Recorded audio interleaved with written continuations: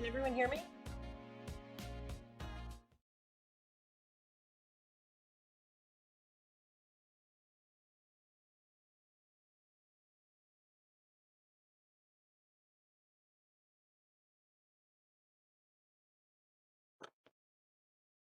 Okay, FairTV, I think we're ready to start.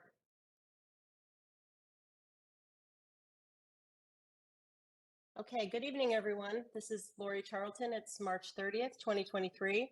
I want to welcome everyone to the regular meeting of the Board of Finance. I'll call the meeting to order and ask that we please all rise for the Pledge of Allegiance. I pledge allegiance to the flag of the United States of America and to the republic for which it stands, one nation, under God, indivisible, with liberty and justice for all.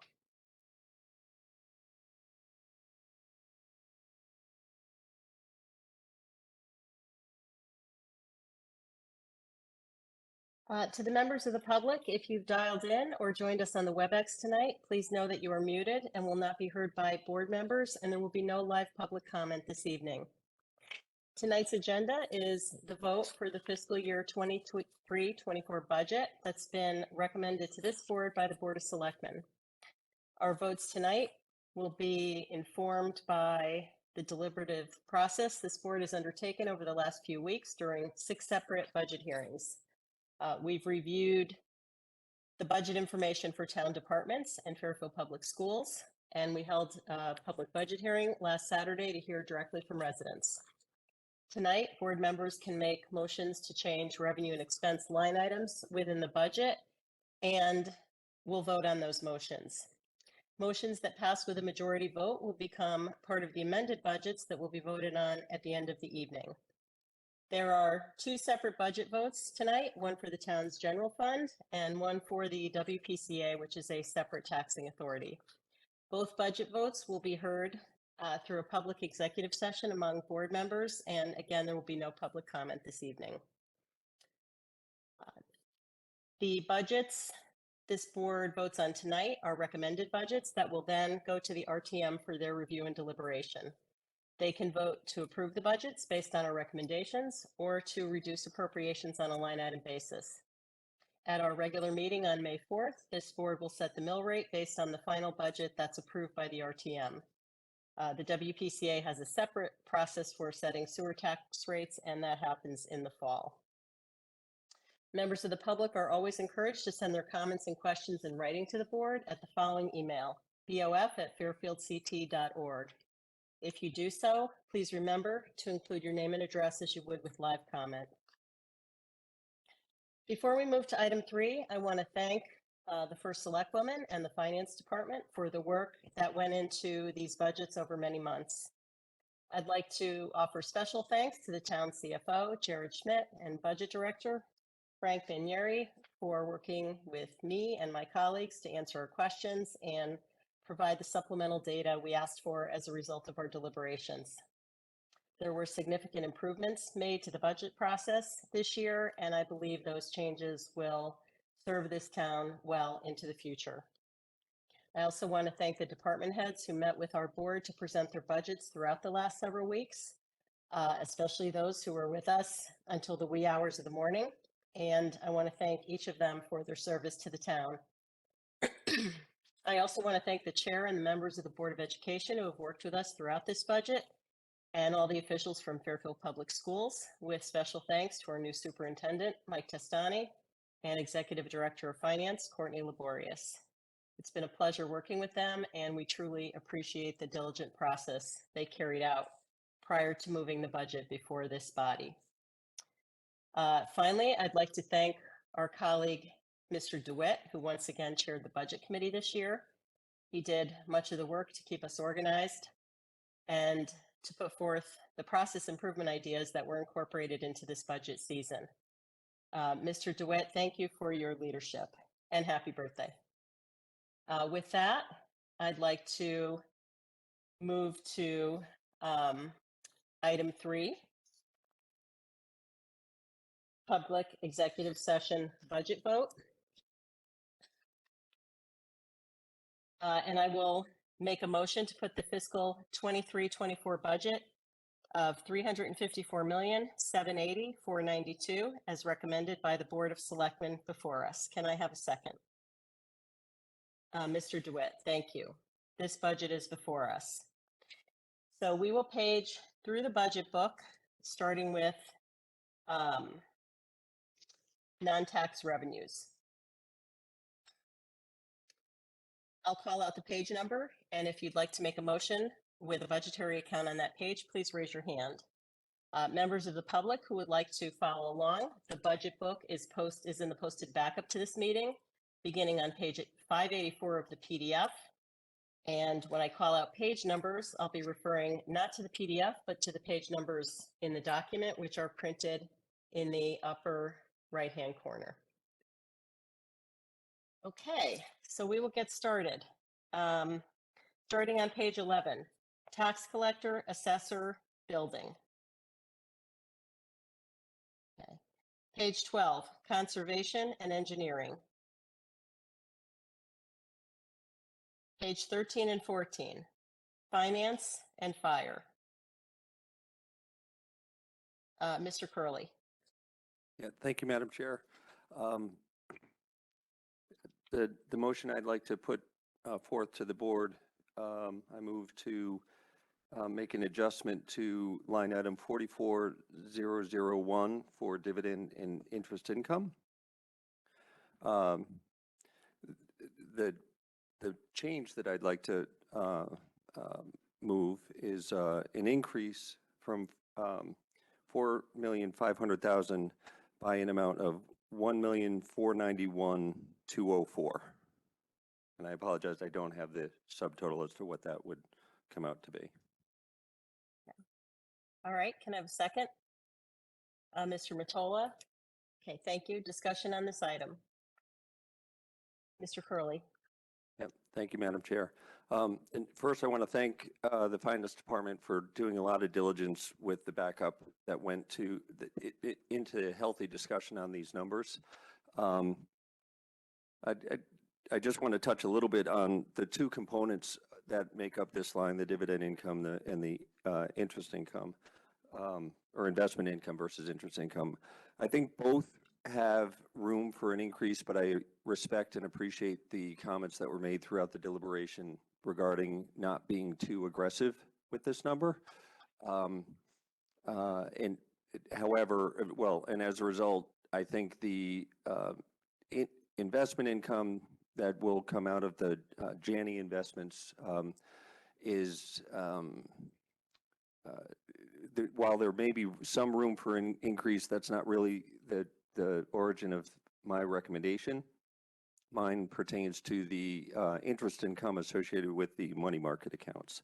And I recognize from the discussions that we had the other night that the numbers put forth by the Finance Department provided ranges of 2.5%, 3%, and 3.5%, and this could be viewed as the high end of the range because this number does come off of that schedule. But I do recognize that current interest rates are over 4%. So recognizing that this table could have included numbers calculated to 4% or 4.5%, I do believe that this is still a conservative number, and I'm comfortable with this recommendation. Okay. Thank you, Mr. Curley. Other comments, questions from board members?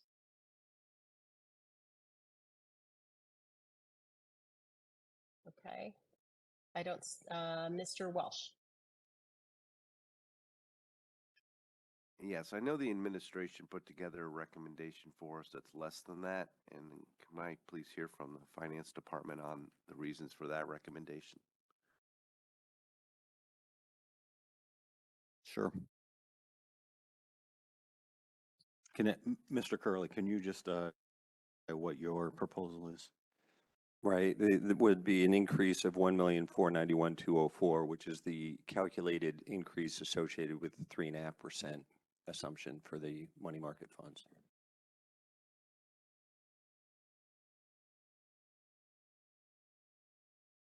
So, as the board received an email yesterday from the first select woman about what her recommendation would be, which is less than this amount. It was approximately, I don't have the exact total in front of me, but it was approximately $1 million in the general fund.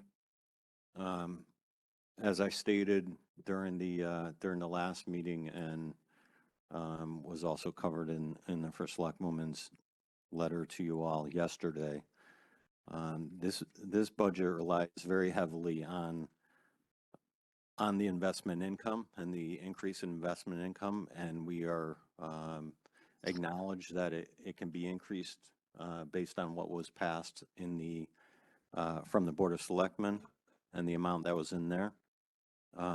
However, you know, we do believe that it should be less than the amount that is in here.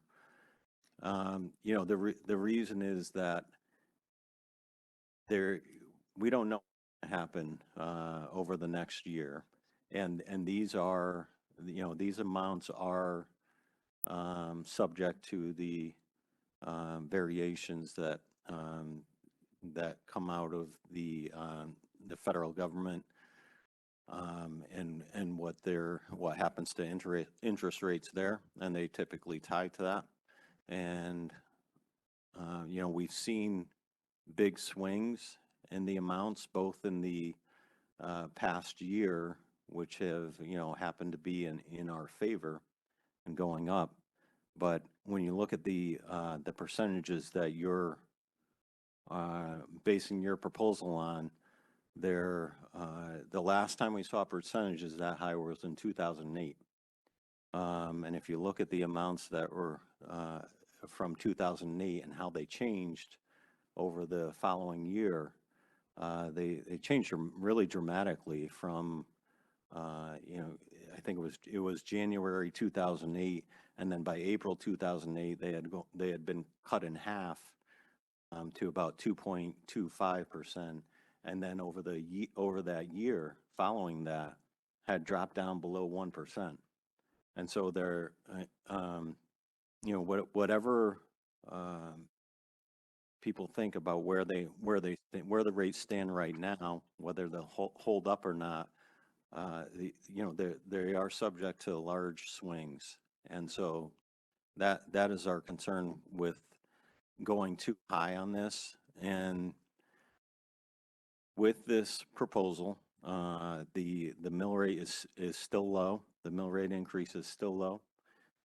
And we believe that, you know, with a lower amount estimated and projected in the budget, that it would still be, you know, it would still be the right amount to put in there, not knowing what's going to happen in the future, and that it would be better to, you know, if we were to underestimate this revenue, and you know, the worst thing that could happen is we end up with a surplus, versus if we, you know, go on the higher side, we're setting ourselves up for a tough year next year, where we know there are going to be increases related to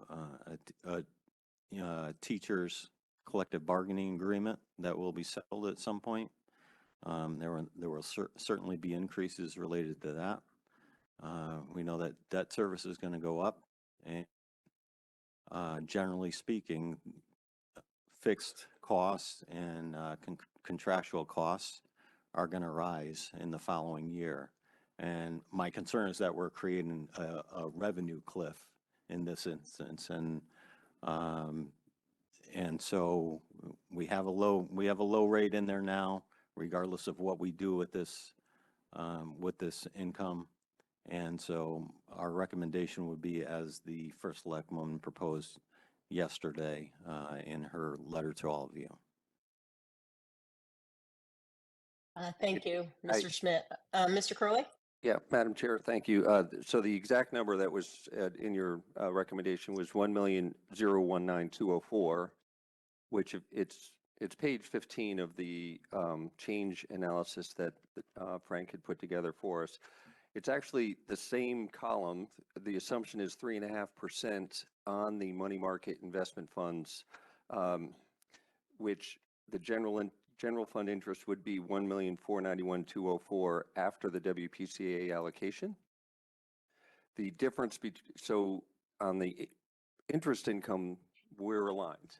3.5% is a reasonable number. The difference between the first selectwoman's recommendation and my motion is the $472,000, which is the final reduction that the flat reduction that Frank had provided to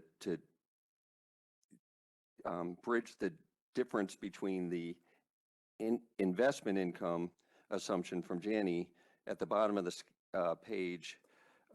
Fiscal year 2024, it shows two numbers, 4,135,600 and 4,607,600, difference being 472K. So I don't think we're really debating the money market interest. It's whether we are comfortable with the numbers provided in the original budget for Janney. And I think based on the multiple layers of conservatism that were put into that number, and given that that's going to be a time-based, liability-based investment profile, I'm also comfortable with the original assumption on the investment income. So I think we're more aligned than we may realize. It's really just a question of that $472,000 adjustment or not, number or not. And, you know, I disagree with you on your point about this being totally related. You know, the two are kind of linked. And when we made our original proposal, they were linked in the sense that we went with the higher number from Janney, knowing that we did not include any additional revenue related to the money market account.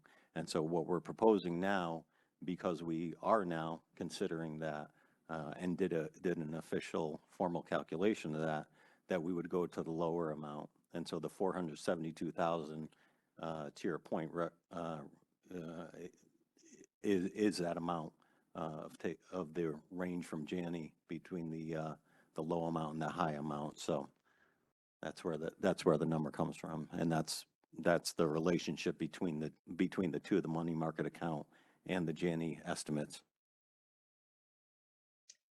Can I make a quick comment, Mr. Curley? And then, yeah, I've heard this characterized this way a couple times, and I just want to be clear about the numbers here.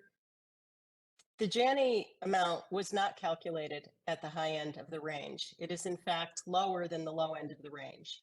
The amount of investment income in the budget is $3,850,000. The Janney portfolio range was between 4.1 and 4.6 million.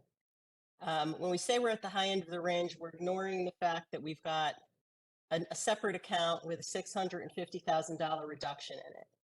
And that doesn't make any sense from my perspective. So when you look at the amount that's in the budget, which again was calculated just on Janney, it's $3,850,000.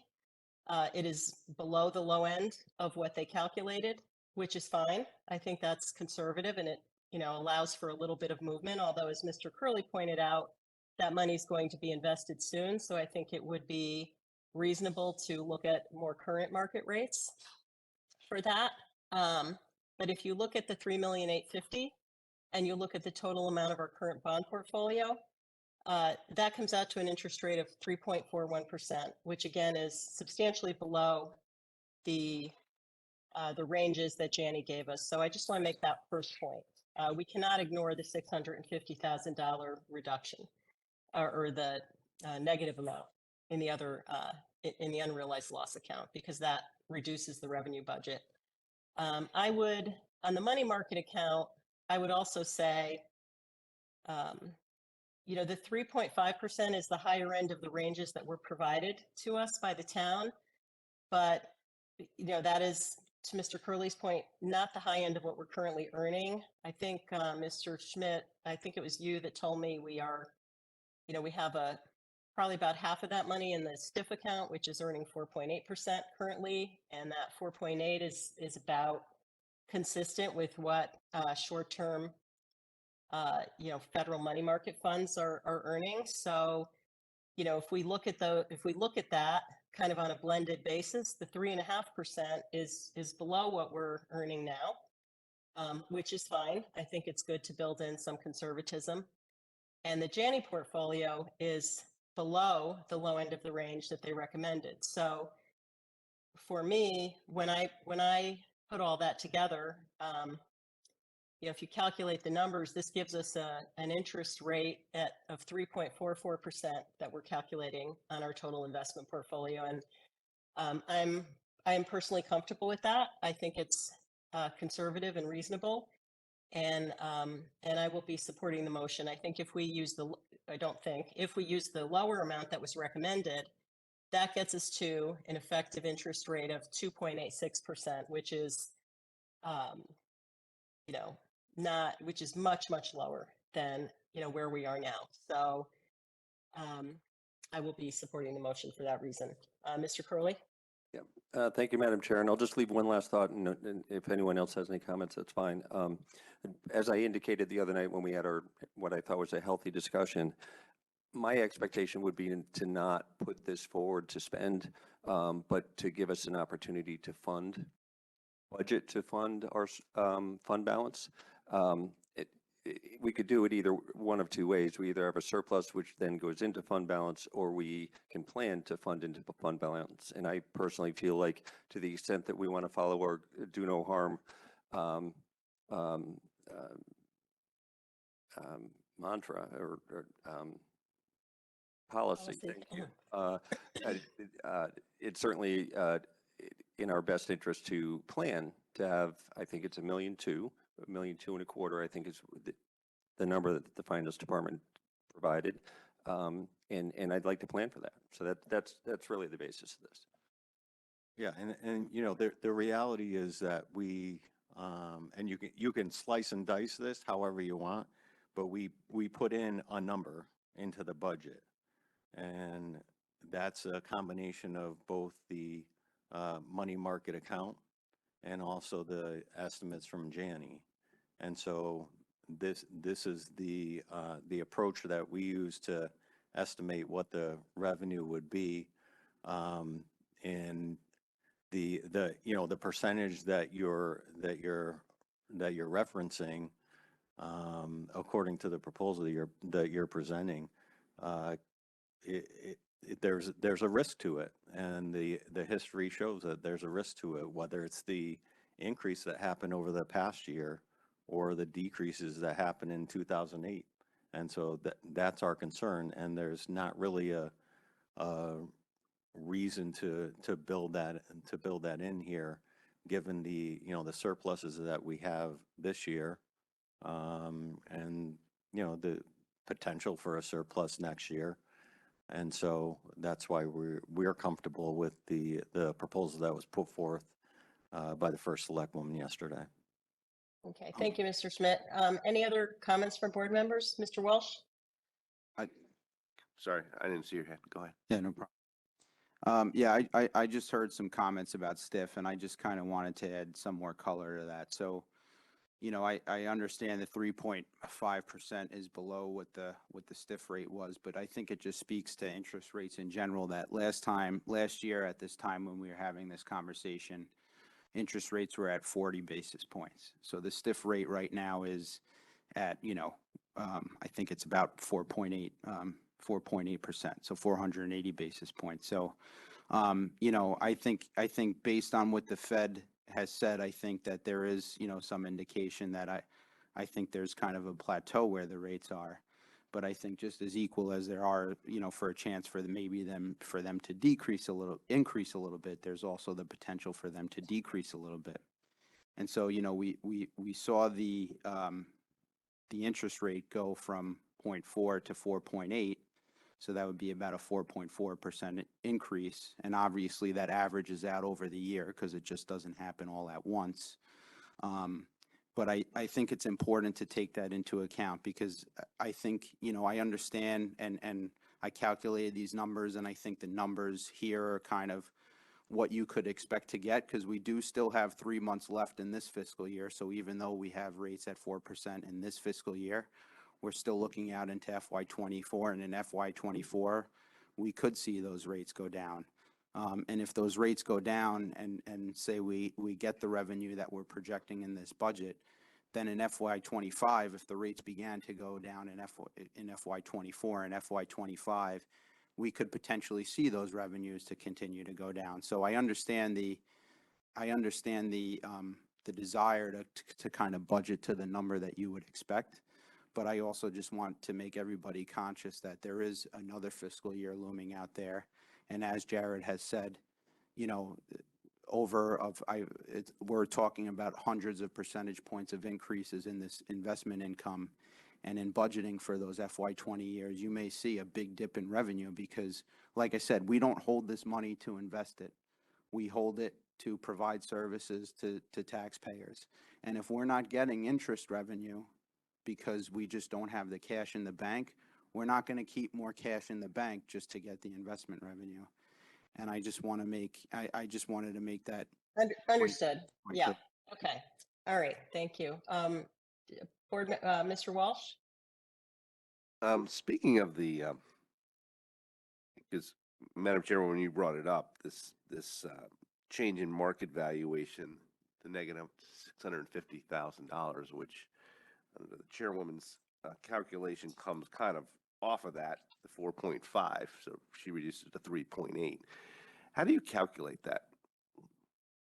Because it is a 2,500% increase or decrease, no increase from the previous year. So how do you calculate that? Do you do that calculation? Do we have an expert who makes that calculation? That the change in market, that mark-to-market cushion that it's labeled as, I believe, was from the investment advisor. Yeah, from Janney. Yeah, that was their cushion. All right. You know, I hear all these arguments. We've done a lot of talking about it. I think the motion, I'm not going to be able to support it because it's just, to me, too risky. It's definitely too aggressive for me for a number of reasons. We're getting such an increase in the dividend and interest income already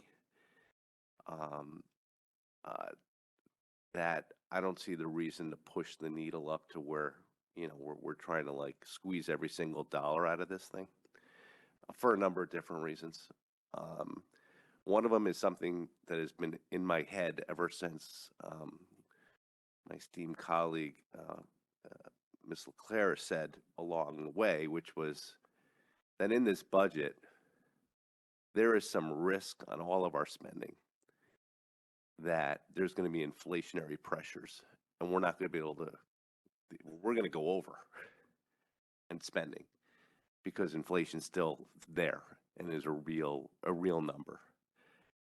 And we're not going to buy what we need to, or we're going to be going over on spending. So to me, I'd like to build in some type of cushion already into this budget so that if that does happen, we can have this budget be what it's supposed to be. We can spend the way we expect to spend it on what we were told throughout this month they were going to spend the different departments were going to spend on. That's one thing. Number two, what's the worst thing that happens? The worst thing that happens is we have extra surplus that gets built in. Well, I'm not even saying it should just drop to fund balance. As we have seen with the approval of Penfield, we're going to be spending money out of the accounts that we had properly put money away for the toxic issues that are still going on in this town and are going to be going on for years to come. So the fact that we might drop some out and that this board might say, okay, let's start putting that towards this fund to pay for some of the remediation work that still needs to be done is not the worst thing. It's proved to be very helpful that we had done that. So because of those things, I don't want to like push this number to the hilt and try to, whatever. We've had decent surpluses, some extraordinary surpluses for certain reasons we all know about. But I'm not looking to, cut the razor's edge with this thing. So based on that, I'm not going to support the motion. But I do understand your calculation. I get it. I'm just nervous about these rates are so high historically, to be quite honest with you, that it's scaring me a little bit. So for that, I can't support it. Thank you. Thank you, Mr. Walsh. Any other comments from board members? Okay, we can, Ms. Leclerc? I was going to follow up that I agree with what Jim Walsh just said, that I think I'm more comfortable leaving the budget as it was presented to us rather than raising this. I'd rather the conservative number be here. And the the cash that we have on hand is very restricted on how we invest it for a reason that it's supposed to be conservatively managed by the town. And we don't really have a history with Jani yet. And so I think it's better to just let this stay. And I know there's other numbers that we could have budgeted that should be in the budget as well. And I kind of agree with Craig Curley said, is that I would have liked to have done it properly, but because that's how the budget was presented to us, I think I'm more comfortable in letting it stay the way it is. Okay, thank you, Ms. Leclerc. Any other comments? Okay, seeing none, let's vote on this item. Sorry, let me get to my sheet here.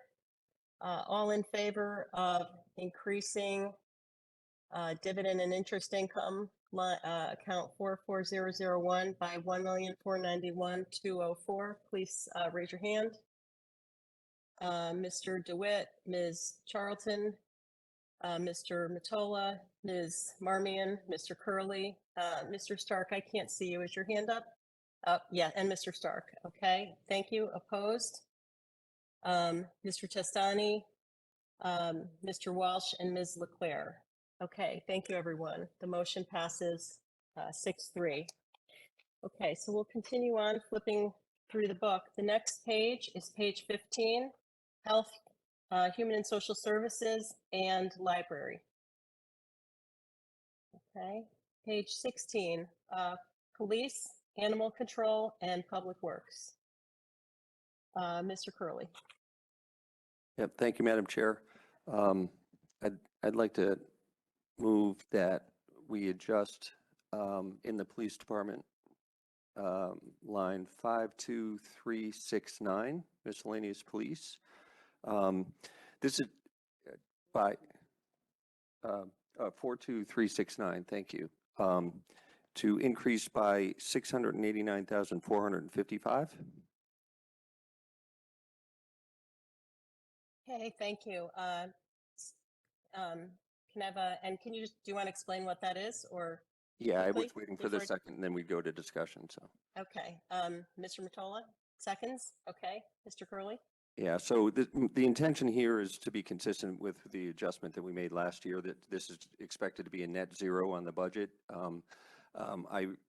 This would be, this increase to revenue would reflect the transfer from the special fund, which would then be used as an expense item to pay for the police cars. It's what we did last year. And Mr. Schmidt, I recognize that you had mentioned earlier in our deliberations that you had established some policies as to how those funds could be used, and I appreciate that. I think the policies that you described are important. And you also described you mentioned that you wanted to avoid this type of accounting, to avoid the cliff on the revenue side. But I have to say, in my professional experience, I believe that making this net neutral adjustment so that it's reflected in the revenue coming out of this special fund into the general fund, and then from there being expensed, would avoid a cliff on the expense side. So we would be properly reflecting the expense for police cars and avoid the cliff on the expense side. So that's the intention. Thank you, Mr. Curley. Any comments, questions from the board? I'd like to respond to that. So I mentioned the policy, but we also included the full policy, and I hope everybody had a chance to read it. because the cliff that you're referring to would be greatly diminished because included in the policy was a schedule of how and the number of cars that we would fund each year, so that it would decline over the next 5 years, basically by 2 cars. So the cliff that you might have would be, at most about $100,000 in a year, and would not, compared to the proposal that you're making, it wouldn't have any kind of net impact on the budget. However, I believe it would be easier to track and to follow, because within the budget, within the town budget itself, you would have an expenditure number in there, and that's all you'd have to look at. And you wouldn't have to go back and look at, okay, how much is the expenditure, how much was in there for revenue, and reconcile those two together. It would just be, how much are we putting in there for the cars that are being funded out of the operating budget. And then we would obviously present on the special revenue account to each year to let you know how much has been expended, how many cars have been purchased. And then, and there's also an allowance for adjustments in there, so that if there's, if it ends up that next year, the amount of revenue that was brought in was a lot different than what we had anticipated, there's an allowance for that, so that we could adjust the number of cars that we're purchasing. So I hope you and everybody else had a chance to actually to read the entire policy to, to understand what the proposal was. Right. Thank you, Mr. Schmidt. Questions from the board? Comments? Mr. Walsh? I did read the policy. I thought it was very well written, so I do give you kudos for that. I mean, my hope would be that we might even be able to find more, raise the rates over time, and that maybe it would become self-sustaining over time, and therefore we wouldn't even need to have it in the budget, and there would be no cliffs. But am I wrong by saying that if we put this into the budget, we're going to be paying fund balance on top of that, right? Because we're increasing the budget, correct? As the fund balance is related to spending, then yes, that would be, yes. Because the It bigger would the budget, affect the it. more fund balance we have to have, because we Correct. need to maintain the 11.75%, correct? That's right. So it's every time we add more expense on, we need to add fund balance onto that. True. So it's another good reason not to have it in there. That's an excellent point. Okay. And, it's like cliffs go both ways. And, in this case, I would hope that they can find a way and maybe increase the costs over time, that we're able to bill outside vendors to keep this out. But, the last matter we just spoke about, we're going to have a cliff in the fact that revenue is going to be going down over time, because it's not going to stay up. So, it's just an interesting talk. We could go both ways on this cliff conversation all night long. I won't be supporting it. I understand why others would, but I won't be supporting it. Thanks. Thank you, Mr. Walsh. Any other comments from the board? Mr. Curley? Yep, thank you, Madam Chair. And I did read the policy, and I also agree it was well written. And I can understand the thought process behind, or the logic behind it. But I think, with all due respect, I do believe that generally accepted accounting principles would suggest that you should reflect the town's expenses through the town expense side. And this adjustment is meant to reflect that. And I do also appreciate that this $689,000 would draw $81,000 towards the fund balance to maintain the 11.75%. But I also think that, to the extent that the town is spending roughly $700,000 on cars that are not reflected in the budget, it actually is understating the fund balance by that $81,000. So again, I'll reiterate that I believe this is just a better and more appropriate and proper accounting. Okay, thank you, Mr. Curley. Any other comments from the board? Ms. Leclerc?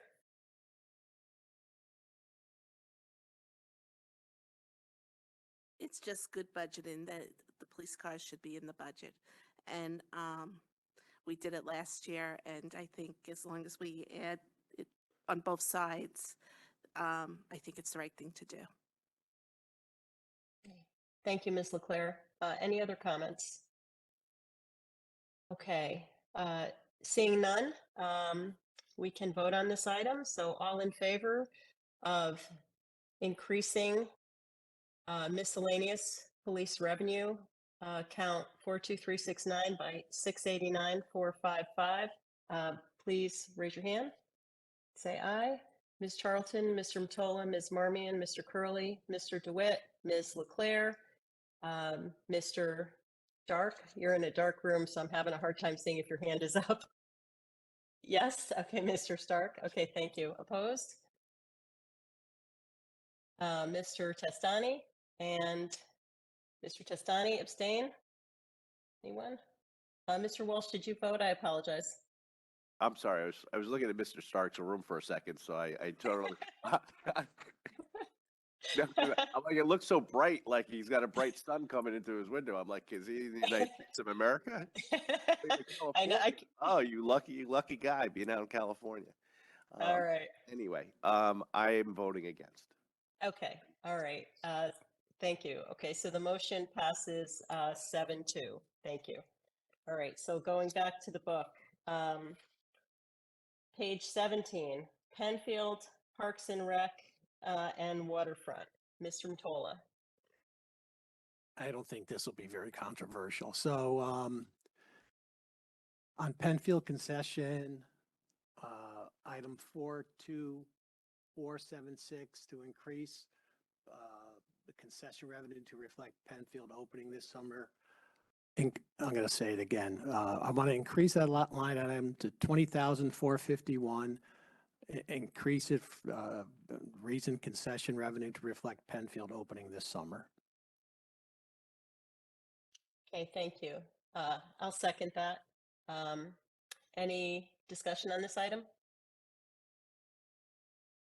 Okay, seeing none, we can vote on this item. All in favor of increasing Penfield concession revenue, line 42476 by 20,451, please say aye, or raise your hand rather. Okay, it looks unanimous. Thank you, everyone. I have another one too. Okay. Penfield rental, line item 42510, increase the amount $41,250. This is rental revenue to reflect Penfield opening this summer. Okay, thank you. Second on that item? Mr. DeWitt, any discussion from the board on this item? Is that Mr. Testani? Yeah, I just came into my mind. The only thing I'm concerned about, and I agree, by the way, with all the increases we're proposing, I'm just concerned that we could be overstating if the noise ordinance moves forward through the RTM. Because if that noise ordinance moves forward, it's in the realm of possibility, it could literally close down Penfield, Jackie Durrell, the Burr Mansion. I just think, I'm not saying I'm going to vote against it. I just think we all need to make ourselves aware of it. That's my comment for this piece of the budget. Thank you. Thank you, Mr. Testani. Mr. DeWitt? Thank you, Madam Chair. So to Mr. Testani's point, this is exactly why we need to add this revenue, right? So when the RTM decides to vote on this amendment or ordinance or whatever we're calling it, we can say, you're going to lose $41,250 here. I'm expecting an increase for Burr Mansion, which I will vote in favor for, and then we'll add that number in.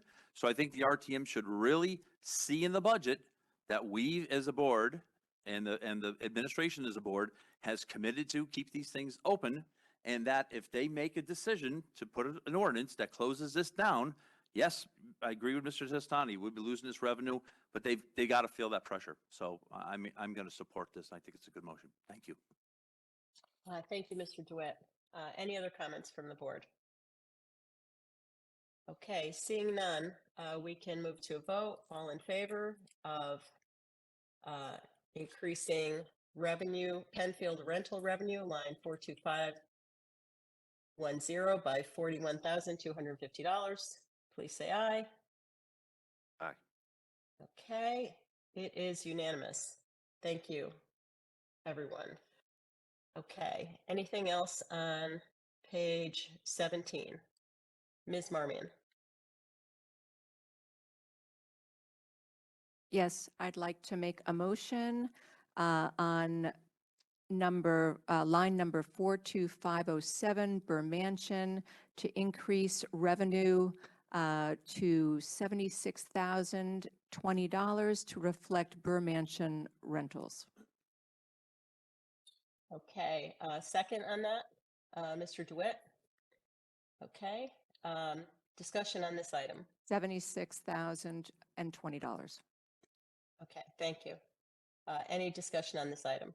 Mr. DeWitt. So to the last point, I think we need to bolster these numbers to make sure the RTM understands what they're doing. But we had good discussion, and I think Mr. Calabrese,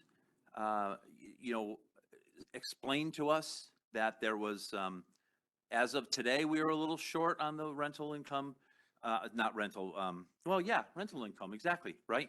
And I think if I remember correctly, so this number will match the expenses. Is that right? Yeah.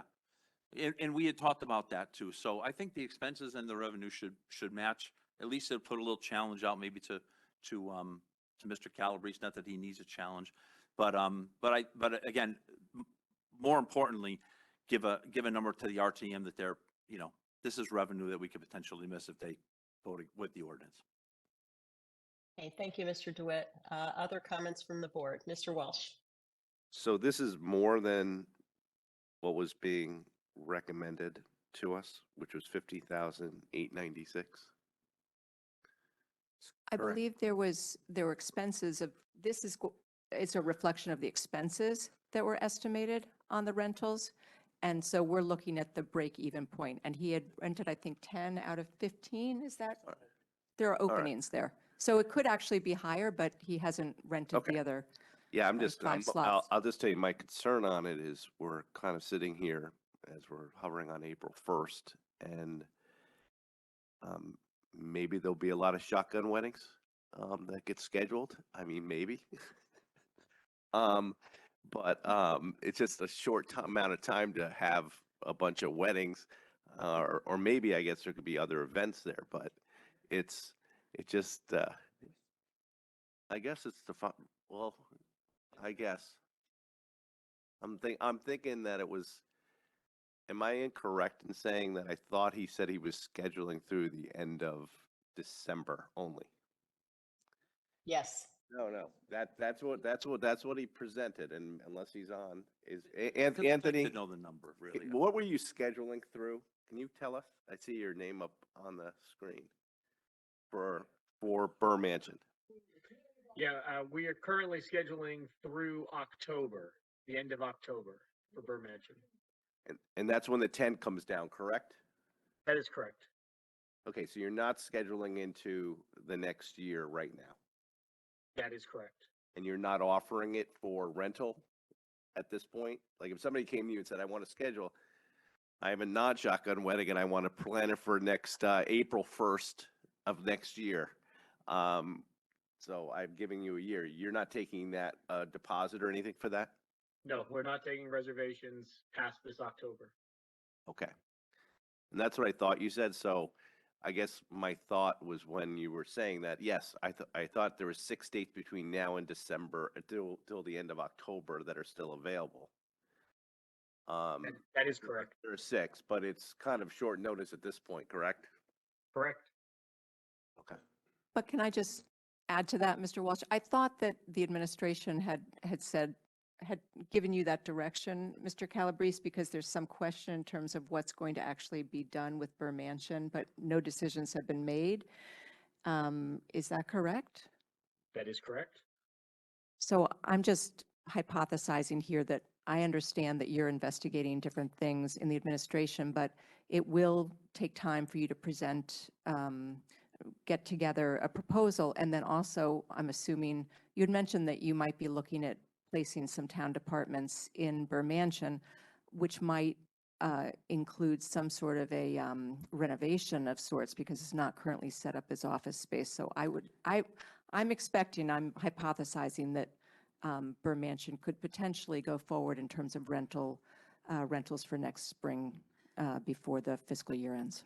So, I mean, the board is free to do what it wants. Yes, we are looking at potentially moving some departments over there, but there are office spaces upstairs. It's not as if we would need some massive renovation. We haven't had a chance because we've been underwater with Penfield and everything else in the budget season, but we would like to have some conversations, take a look, and see if we could potentially utilize some of the space upstairs for offices. And then be able to still have events, which would be downstairs. But we have some investigative work to do and thinking. So I know it's not a lot of money. I mean, personally, I don't think I wouldn't budget for events next year. I mean, it's a few bucks. It's not, one half dozen or the other. It just gives us more flexibility to figure out what we're going to do. As we've talked about, Old Town Hall's in really poor shape. I'm trying to want to move economic development out of there so that when businesses come to meet, that's not where they're going. Their offices are really a subpar area for them to be. So we could potentially either move them in Independence Hall, and I thought it would be nice to see if we could put them in Burr, and then they could have meetings downstairs with businesses in one of those larger rooms that would look more professional. So we're just not there yet. So, I mean, really, it's up to the board. If it were me, I really wouldn't budget funding for that. I mean, listen, if it comes in and that's great, we have it, but we could use it, toward some fixes we have to do there. But we're still really not concrete where we are. Thank you, Ms. Kupchak. Mr. DeWitt? Madam Chair, if I may ask Mr. Calabrese, because I want to make sure that I'm voting on the right number. Mr. Calabrese, for the 6 remaining openings at Burr Mansion, how much revenue would that generate? Because that's the number that I would feel comfortable increasing it. And if it's not the 76,000, then I won't vote for that. Can you tell me what that number would be? An additional 6 parties would be about another $28,000. Oh, 28,000. An additional I think 6 what- parties on top of what I had already proposed, yeah. Was saying when you guys talked to him about this, and this goes to the shotgun reference. I mean, it is April. The chances that somebody is going to say, "Oh, I'm going to have something big at Burr," that isn't already planned. If you're getting married, your wedding's planned.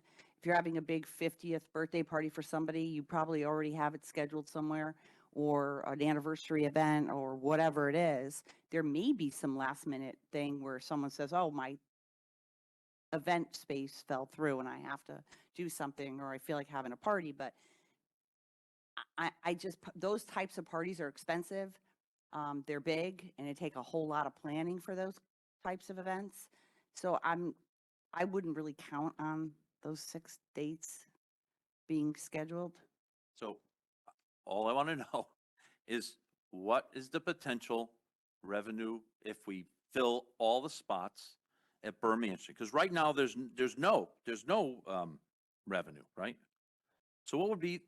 Sorry. So, Mr. DeWitt, I can answer your question for you. So the number I gave you guys last time I met with you was there's 10 confirmed events for 44,800 plus some additional rent. So we were at just under $51,000 with 6 additional rentals still available that I was not budgeting for. So all you'd have to do is add 24,000 to this. So that would put us at 74,000, 75,000.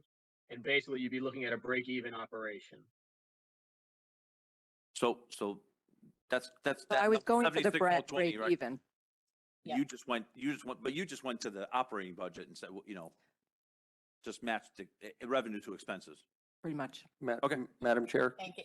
Thank Just- you, Mr. Curley. Yep.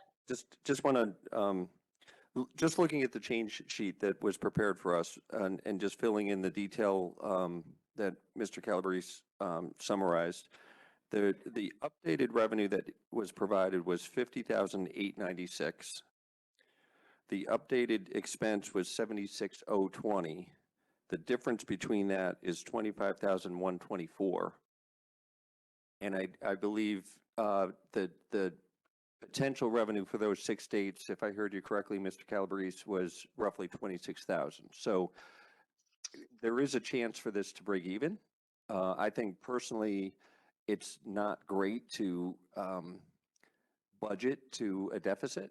And I think it's a small challenge. It's a small number overall, but I do think it's prudent to encourage Parks and Rec to try and fill these 6 states and try and get to break even. So I'll be supporting this motion. Thank you, Mr. Curley. Mr. Welsh. Anthony, you've not been discouraging people, correct? I mean, you're taking any rental that comes in, right? That's correct. Okay, do you find is it odd that it's not, these 6 dates aren't booked? I mean, do you find it like, would you normally be booked now for those 6 events? By this point, we'd normally be booked, yeah.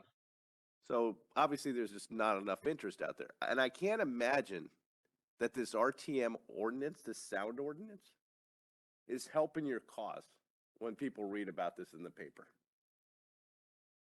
That people are complaining about noise there, right? And that they might be limited on what hour they might have to tell their band to stop or their DJ to stop. It can't be a good selling point for you, right? No, it's not good for business, that's for sure. No, I would imagine it's horrible for business. It's like pay all this money, and get half of the service basically, because you got to tell your band that you're paying $1 zillion for to turn off. So it's not a great marketing thing. So based on that, I would just kind of like to leave it the way it is. I don't want to really get super aggressive. I appreciate that Anthony put together what we have already, but this ordinance is going to be heating up for the next 2 months, hammering Anthony's ability to sell these dates. So I think I can support it, Sheila, up until 50,896. I can't do it after that. Thanks. Okay, thank you, Mr. Welsh. But I just want to be clear. There's 0 in here now, right? The book says 0. Was it Zero, amended? yeah. There's 0 in there now, but he's recommending the $50,896,000 because that's the income for contracts that are currently signed. Okay. Well, would you be Thank willing you. to change your amendment to fit? Because I think I could wrap my head around that 51 number. I can, we're just not going to break even. I mean, we're going to have expenses of Can I, 20,000 Yeah, beyond. I get it. I hope that we break even. I'm not saying that we're not. I just can't with all the stuff going before me. The headwinds. can I just offer a point of view on this as well? It's not clear to me why we're not booking anything for the spring, because that's where we could easily get 4 or 5 more parties to break even. If we're talking about potentially, and I'll emphasize potentially, using some of the office space upstairs in the Burr Mansion for economic development, I'm not clear on why that prevents us from having outdoor parties in the spring. So we don't have revenue booked because we're not taking parties after October. And so to me, this is a pretty small goal. If we simply go ahead and book the parties, allow to book the parties in the spring so that we can at least break even on this thing. We're incurring, if I recall correctly, I thought that the reason expenses are higher is because we were kind of incurring expenses for a full year, particularly with the tent, and we're only booking parties and getting revenue for half the year. So, I just don't know why we wouldn't go ahead and take reservations for the spring on this. And to the extent we do, and having, even if, we do go forward, again, there's no proposal before us, there's been no discussion on it, but even if we do go forward and move economic development in there, I don't see how that conflicts with our ability to have parties outdoors. So for me, I would support the motion as it was proposed because it's, you know, a couple more parties that I think we could do in the spring, and we don't have the revenue because we are not taking those reservations right now. So that's my thought process. Mr. Testani? Madam Chair, just as a counterpoint, you just heard the department chair reiterate what I alluded to earlier, what Mr. Walsh alluded to a few minutes ago with regard to the noise ordinance. And I know we're harping on it, it's a big topic tonight. Clearly, it would be an issue trying to rent out in the spring. Since every party, from what we found out in one of our meetings, that is in essence outside, the ramifications of that ordinance passing and what that could potentially do, even if it, let's just say for the sake of argument, it doesn't pass for whatever reason. The next few months of negative publicity for people wanting to book a party there would be disastrous in terms of getting more confirmation. So I think with that in mind, I would prefer to have a more conservative revenue number. And if it comes in and we get all 6 dates booked, great. If not, then at least we've aligned at the lower number. That's my thought. Thank you. Thank you. And let me just follow up, because I understand that point of view, Mr. Testani. Two things from my perspective, and I think I might have said this at the last meeting. One, you know, this noise ordinance is a complete hypothetical at this point. And two, if there was a real concern about this noise ordinance, we would not have just voted to spend $3 million to fix Penfield Pavilion. We did that. That is a much bigger exposure. So I think, I think that the RTM is going to have to deliberate this thing. I'm sure it'll come up. I'm sure everybody's going to be cognizant of this potential risk in the budget. And, they will, do whatever they need to do there. But, to me, we're pushing forth a hypothetical with this risk, and this never came up in the Penfield discussion. I personally don't think it's a big risk, but that's just where I'm coming from. So I would propose, or I would advocate that we go ahead and, advertise this to get rentals in the spring, so that at a minimum we can cover the full season costs that we have that we've committed to. So that's my reason for supporting it. But I do understand the concern. Mr. Walsh? Yeah, I'll maybe Anthony can chime in, because I see if we advertise this for the spring rentals, we're putting the town at more risk, because Anthony's going to have to rent for $46,000 starting on his first day of spring, another tent for the whole season.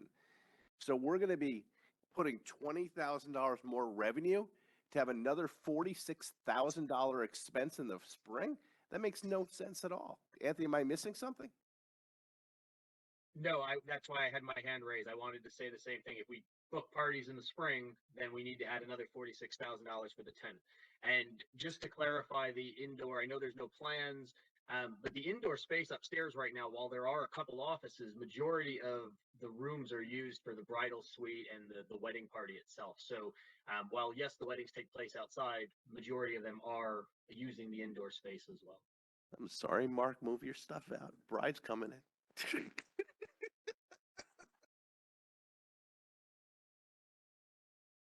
All right. Thank you, Mr. Calabrese. Appreciate that. Mr. Matola? I'm looking at this from a bigger picture. This board voted a few years ago to spend a considerable amount of money to renovate that building. $1 million, I thought it was. But it was some of our money too. But still, the intent was to use that building for events like this. That was the intent. And now we're hearing for the first time that, we may not want to do that anymore. And this isn't ancient history. This is something that happened just a few years ago. So I think it's incumbent upon the administration to use the Burr Mansion as it's intended to be used, which is to rent it out for events. And if you have a long-term plan where you want to stray away from that, you need to present that to the bodies, and then we can consider that. But to just not rent the facility because you might want to use it for office space, you're thinking about it. I don't think that's responsible. So I'm going to support this. And we should use the building as we intended to use the building. This body, Board of Selectmen, the RTM over the years. Thank you. Thank you, Madam Mr. Mottola. Chairwoman, Yep, yep, I see you, Ms. Kupchak. So I would just say that first of all, there was a lot of state grants that were brought in. I actually was a state rep that worked on those, and the town did contribute some, but when the museum was running this thing, not the town, and they got, well, first of all, they're a museum who got into the wedding business, and I think they got in over their head.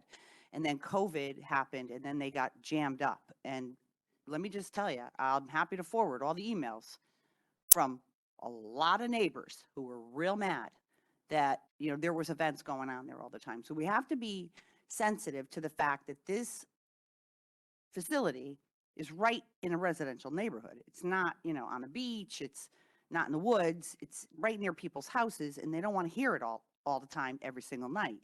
So, we're trying to determine, it's not irresponsible. We're just trying to determine if we could utilize it in a dual way. That's all.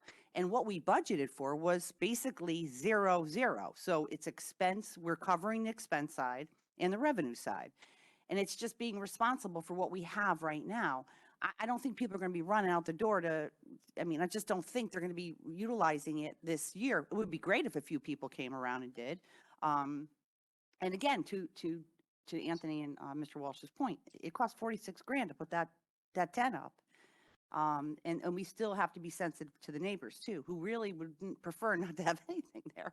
But you'd have like one event, which it used to be one a weekend. And that's what they sort of like, okay. And, I'm happy to forward all their angry emails to you, Mr. Mottola. But I just think that it's a 0 right now, 0 expense. And we can always have a discussion later on about it. And of course, I would bring it to the board. We're doing, it's basically a break even right now. The 0, Frank. And I'm just talking about on the revenue and expense side. It's 0-0 in the budget. So, yeah. Okay, Mr. Curley? Yeah. Thank you, Madam Chair. Again, I'm just going to say that I think we're closer on this than we all realize. And I think, Madam Selectwoman, you made a good point there when you said that the original budget called for break even, 0-0. I think what Mr. Calabrese has put forth was the recognition that there is some activity there, and he's got roughly 50 some odd thousand in revenue and 76,000 in expense. And I believe the spirit of the motion on the table is to bring Mansion back to break even. So it would be a net neutral adjustment to the original budget. It would also take into consideration the fact that there will be some activity at Burr Mansion. But at the end of the day, I think it's reasonable to expect Parks and Rec to try and make sure that we do break even. And I agree that we shouldn't be aggressive and try and make this a revenue surplus line item. But I do agree, but I do believe that to the extent that we can maintain the original intent of break even, whether it's 0-0 or 76-76, it gets us to the same place. So. Thank you, Mr. Curley. Mr. DeWitt? Thank you, Mr. Mottola. Madam Chair. So I want to be clear. This is the first time we're hearing about Burr Mansion ever being used for anything other than Burr Mansion. Okay, state grant or us putting in money, I don't care. We renovated that building to be a rental facility. I think it should be used as a rental facility. We haven't seen anything in the capital plan that talks about Burr Mansion turning over. So, whatever. But I will say, Mr. Calabrese, I did not consider the fact that we do have to have that tent, right? So I'm perfectly happy with this around $52,000 number, but I do get a little worried when we got to buy rent another tent for that period of time. I would encourage us to actively try to get those last 6 events. And, Mr. Calabrese said it to us, this is not a great wedding venue. So to think we have to only worry about weddings, I think we could, if the smaller parties are, I think there's an opportunity. So more than happy to support 50,000, 51,000-ish, but I guess I really can't, with that 76,000, with the tent now involved, that number I can't support, so. Okay, thank you, Mr. DeWitt. Mr. Walsh? Yeah, I'm just trying to figure out, are we going to be open in the spring? Because if we're going to be open to the spring, Madam Chairwoman, you suggested it to stay open, then we really almost got to, I don't know what, Anthony's going to have to tell me, when we get to the expense side, the 76,000. Well, that's not going to be accurate. We might have to double that. Still not going to be break even, because we got another 46,000 in the spring for the rental for the season. And then we're going to have other expenses. So we need to be updated. It's just not going to break even. I would suggest we just leave the 50,000 and just do the half year of the remaining expenses for now. Now, I 100% agree. We need to get a plan on this as soon as possible. Like, what is the plan? And Mr. Mottola, I understand what you said. We need to know what it's going to be. We need the RTM to decide what they're going to be doing with this noise ordinance that could cancel a lot of revenue around town on our facilities, because we're working against each other here. I mean, seriously, this, a new pavilion possibly, what's going on? So, but we need to get a plan. But if we're really thinking we're going to keep it open during the spring, let's be honest then and book the revenue and book the expense. We can't just book the revenue and not the expense. We got to properly book both. Thank you, Mr. Walsh. Any other comments on Well, this? I'll ask the question, were you going to add an expense side on this too? Yes.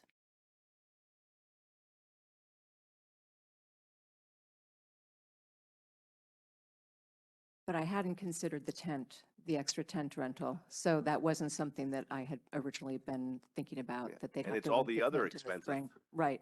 And so we'd have to get an estimate from Mr. Calabrese in So terms of. would it be different than that? So we've got 76,000 for this season is the total expenses. So maybe it would be another 76,000 for next season. The issue doesn't seem to be that. It's the issue that we are below break even. So I guess the question becomes, and listen, this isn't a lot of money either way. If somebody wants to make a I would motion like- to amend Ms. Marmion's revenue number, we can do that. Otherwise, we should probably just vote on this. Mr. Walsh? Yeah, I'd like to make a friendly amendment to Ms. Marmion's motion, and that would be to reduce her revenue increase from 70,000, I don't know, 76,020 to 50,896.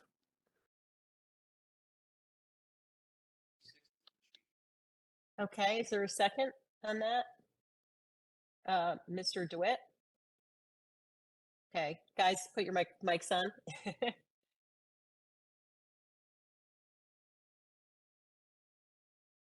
I'm sorry, was there a Just saying second? it's $50,896. Okay, so are you, I seconded that motion, Madam Chair. okay, so seconded by Mr. DeWitt. Okay, any further discussion on this motion to amend the proposal on the table to 5896? Okay, so let's vote on this. All right. All in favor? Well, I guess we should, yes. So should we, all in favor of amending the motion to 50,896, please say aye. Aye. Aye, unanimous. Okay. Unanimous? Okay. All right. So that's the amendment. I guess, do we still have to vote on well, let's I'm just going do to it. withdraw my motion since we voted, right? No, let's just vote on it. You have to vote on it. Okay. All right. So all in favor of, because there's zero in the budget now. So all in favor of increasing Burr Mansion revenue, line item 42507 to 50,896. Please say aye. Aye. Aye. Okay, we are unanimous. Okay, 5896. Okay. All right, and let me just bear with me because I'm keeping track of all these numbers. So just give me a moment so I can.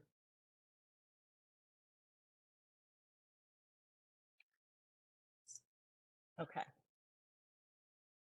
All right, so anything else on page 17? Mr. Matola? Yes, line item 42352, waterfront beach parking. Make a motion to increase the amount to $27,500. That's to reflect beach parking, to reflect Penfield opening for this summer. Okay. Mr. Walsh, is that a second? Yes. Okay, thank you. Any discussion on this item? Mr. DeWitt? So just for clarification, just to bring it to the same number it was last year. Right, I think this was the recommended number from Anthony. Right, yep, perfect, thank you. Okay. All right, any further discussion? Okay. Seeing none, all in favor of increasing waterfront beach parking revenue, line 42352 by $27,500, please say aye. Aye. Okay, it looks unanimous. Thank you, everyone. Okay, that's anything else on page 17? Okay. Page 18, Marina, Charles Dickens Golf Course, H.S. Richardson Golf Course. Okay, page 19, Solid Waste and Recycling, Town Clerk. Ms. Marmion. Thank you. I would like to go to line 42312, conveyance taxes, and make a motion to decrease revenue by $100,000 to reflect the slowdown in the market. All right, can I have a second on that item?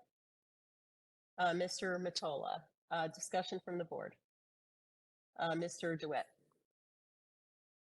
As we talked about the other night, there was a discussion around reducing this number by 400,000, and I appreciate the smaller number, but I still think 2,250,000 is not, out of the reach.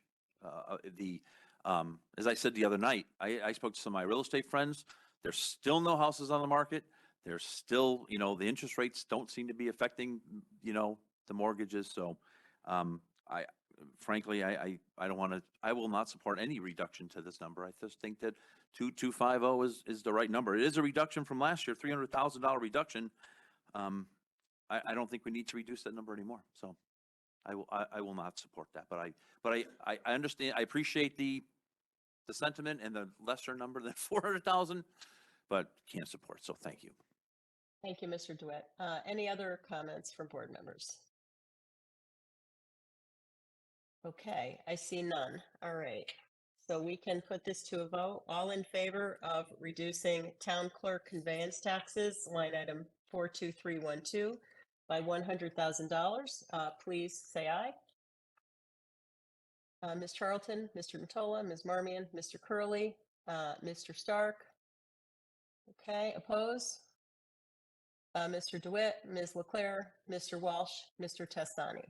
Okay, thank you. The motion passes 5-4. All right. Anything else on page 19? Okay, page 20, TPZ. Okay. Any other questions or comments on revenue? Okay, so we can move to a vote. The revenue adjustments that we just approved amount to an increase of $2,220,756 and bring us to a total non-tax revenue budget of $29,796,311. So I will make a motion to accept the amended non-tax revenue total of $29,796,311. All in, can I have a second? Ms. Marmion? Okay, Mr. Manieri, I hope you're checking my numbers there. All right, any discussion from the board? You said 29,796,311? Correct. We're all good. All right, okay, any just further discussion from the board?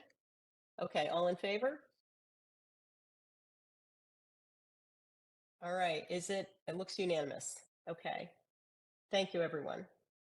All right, so we're gonna move on to the Board of Education. And I will make a motion to put before us the Board of Education budget for fiscal 23-24 as recommended by the Board of Selectmen in the amount of $210,195,578. Can I have a second? Mr. DeWitt, thank you. Comments on this budget changes? Mr. Matola. Yes, just line item 58900. Make a motion to decrease the budget to down $32,133, and that's to reflect updated pension estimates from the actuary. Okay, thank you, Mr. Matola. Any discussion on this item? Okay, we can put this to a vote. All in favor of reducing the appropriation for the Board of Education, line item 58900 by $32,133, please say aye. Okay, it looks unanimous. All right, thank you, everyone. Okay, so then I will make a motion to approve the Board of Education budget. The new total is $210,163,445. I'll wait for Mr. Manieri to check that for us. Frank? Frank, Should can you check the number with taking that reduction off of it?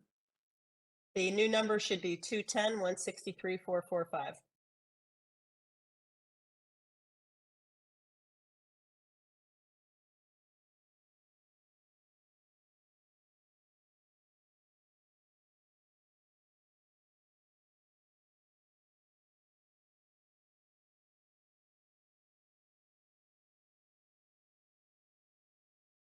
Yeah, that's good. Okay. All right. So I think I made a motion already to accept the amended Board of Education budget in the amount of 210,163,445. Did I get a second? Sorry, I don't remember. Mr. Curley? Okay. All in favor? All right. Thank you, everyone. It is unanimous. Okay, so we will move on to expenses, and we're going to start on page 41, which is the first Select Women's Office. Anything here? Okay. Page 45, Town Clerk. Page 49, FairTV. Page 51, Administrative Services. Page 54, Register of Voters. Ms. Marmion.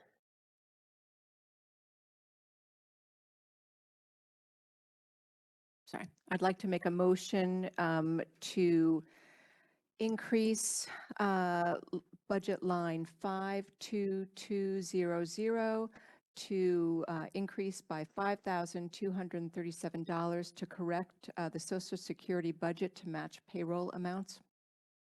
Okay, thank you. Can I have a second on that item? This is register Mr. of voters? DeWitt? Yeah. Yes. Yep. Mr. DeWitt seconds. Any discussion on this item? Okay, all in favor? Say aye. Okay, thank you. It is unanimous. All right. Moving on, page 58, Zoning Board of Appeals. Page 60, Town Planning and Zoning. Page 64, Probate Court. Page 66, Historic District Commission. Page 69, Conservation.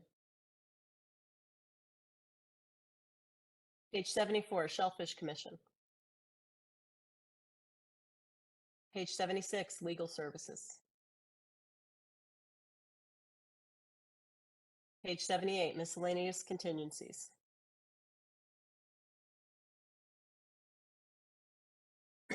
Excuse me. Page 80, Retiree Benefits. Excuse me. Mr. Matola. Yes, all right. So line 52105, that's OPED town retirees.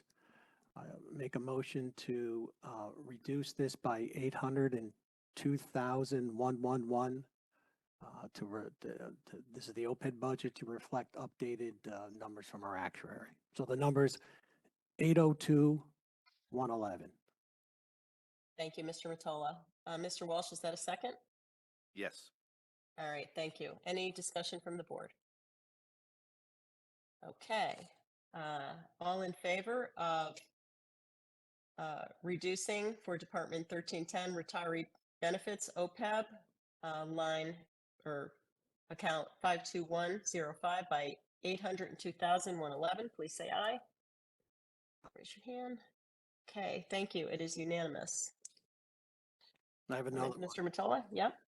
Yeah, just, again, this is item 52110, OPED Police and Fire. Make a motion to increase by $3,859 the OPED budget to reflect updated numbers from our actuary. Okay, thank you, Mr. Matola. A second on that item? Mr. DeWitt? Okay, any discussion from the board? Okay, all in favor of increasing for Department 310, retiree benefits, OPEB, police and fire, line 52-110 by $3,859, please say aye. Aye. Okay, it is unanimous. Thank you. I actually have two more on that page that are related. Okay, This is item 52310, retirement contributions town. I make a motion to increase this line item by $86,758.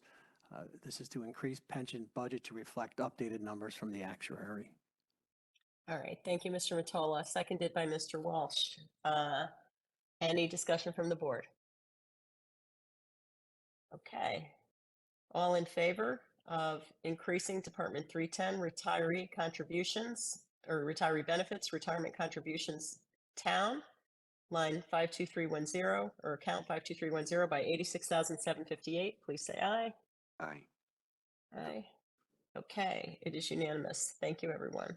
Okay, one more, Mr. Matola? Yes, there's one more. This is line item 52311, retirement contributions, police and fire. I'll make a motion to increase this amount by $376,650. And again, this is to reflect the updated numbers from our actuary. All right, thank you. Second, Mr. DeWitt, discussion from the board? Okay, all in favor of increasing Department 1310 retiree benefits, retirement contributions, police and fire, account 52311 by $376,650. Please say aye. Aye. All right, it is unanimous. Thank you. Okay, that was page 80. Anything else on page 80? Okay. All right, moving to page 84, active employee benefits. Ms. Marmion. I'd like to make a motion on line 52-100, active employee benefits for the health self-insurance to increase health insurance by $91,563 to reflect the latest estimates. Thank you, Ms. Marmion. Second on this item? Mr. DeWitt, thank you. Discussion from the board? Okay, all in favor of increasing Department 1320 active employee benefits, health self-insurance, account 52100 by $91,563, please say aye. Aye. Okay, it is unanimous. Thank you. All right, moving on, page 87, Human Resource Operations. Okay, page 87, Insurance and Claims. Page 88, Workers' Comp, Health and, Workers' Comp, Heart and Hypertension. Okay, page 92, Community and Economic Development. Page 96, Harbor Management Commission. Okay. Page 98, Contingency. Mr. Curley. Thank you, Madam Chair. Um, um, I'd like to move that we adjust line 58010 in the amount of $174,767 which is consistent with the recommendation provided by the administration and the finance department for adjustments related to recent arbitration. All right, thank you, Mr. Curley. Second, Mr. DeWitt, discussion from the board. Okay. All in favor of increasing Department 2010 contingency line 58010 by 174,767? Please say aye. Aye. Okay, it is unanimous. Thank you, Mr. Curley. Okay, Yep, page 90. Yep. Madam Chair, before we move off of the contingency page, I don't know if it's on this page. It was certainly in our previous budget book from last year, but we don't have a page for any contributions to surplus. So I don't have a page number, but I would like to make a motion that we, and I believe it's somewhere in this book about now, but I'd like to make a motion and move to make a contribution, a budgeted contribution to surplus. Okay, so that would be Or department. To contingency, I'm sorry. Wait, contingency or contribution? We just did contingency. Contribution to surplus? Yes, I'm reading the wrong line. Okay. Yeah, contribution to surplus. Yeah. Okay, which is fund balance. So yes, there is not a page in the book. That is Department 2020. And line and account 58950. What is the amount of the motion? Consistent with the finance department's recommendation, $1,225,000. All right, thank you, Mr. Curley. Second on this item, Mr. DeWitt. Okay, discussion from the board. Mr. DeWitt? So I'm voting in favor of this is because of our policy of do no harm, and per the finance department telling us that a contribution of $1,225,000 will keep us at a fund balance of 11.75%. And as we've said a couple times here, just echo again, please meet as a fund balance. Come up with some new rules around this, you know, for the next couple budgets, because I know we had a lot of discussion around what's the right number, but per our policy and doing no harm, this is the number I think we have to contribute. So I'll be supporting this. Thank you. Yeah, thank you, Mr. DeWitt. Mr. Walsh? I don't know how to add you can ask this, but I prefer that we handle this as one of our last, because I just want to make sure that when I'm voting for it, I'm not increasing taxes by 0.5 or whatever. So to me, I would rather hear that at the end, we add up all these pluses and minuses, if you don't mind, because I want to do it, Greg. I want to support you. But I would just like to, I don't know what's coming, I guess. So Okay. if we could just All right, wait. no, that's fair. And so do you want to, how do you want to? So I will select- withdraw my motion, and with the expectation that we'll hold this item to the end. I Make- appreciate Okay. that. I really do. Thank you so much. Okay, I wanna thank you. support it. Thank you both. So, Madam Yeah. Chair, I just want to mention that, the additional revenue that from the motion earlier really kind of cancels out all these recommendations, because our recommendation was not to have such a high and risky amount on the investment income. So, I mean, these are all based on the assumption that we're going to get this money, and so it could tip the scale. Well, this is based on budgeted right. expenditures, not revenue, so I think it Right, will. but the revenues, I mean, it's going to be based on the increased revenue assumption. No, it's based on budgeted expenditures, not budgeted revenue. So to the extent budgeted expenditures change a little bit, it would be impacted, but, typically, I mean, it's an estimate, but, with budgeted expenditures, we always have, surpluses from vacancies and things like that. So it's sort of an estimate based on the original budget we had. We can, Mr. Minier, can we just defer the discussion on this until this comes back before us at the end? That'd probably be helpful. Let's wait till the motion comes back before us. All right. So with that, then we'll go to page 99, contributions to other agencies. Anything on this page? Okay. Page 101, finance. Page 105, purchasing. Page 109, assessor. Page 113, tax collector. Page 117, information technology. Okay, page 122, Board of Finance. Mr. Curley. Yep, thank you, Madam Chair. I'd like to make a motion regarding an increase to fees and professional services account number 53200 for $50,000. Okay, we have a second on this. Mr. Matola. Okay, Mr. Curley. Yeah, thank you. And we did discuss this a little bit at the end of our last meeting, and just to follow through on that discussion, the intention here is to provide budgeted dollars so that the audit committee can use those dollars for audits, whether they are outsourced or otherwise. We have the flexibility to perform those and request those audits. Thank you, Mr. Curley. Mr. Schmidt, you have a comment? To start, I have a question. What kind of audits are you envisioning would happen with this money? Well, I think consistent with the discussion that this board had at our last meeting and several prior to that, I think there's a general desire to have more audits.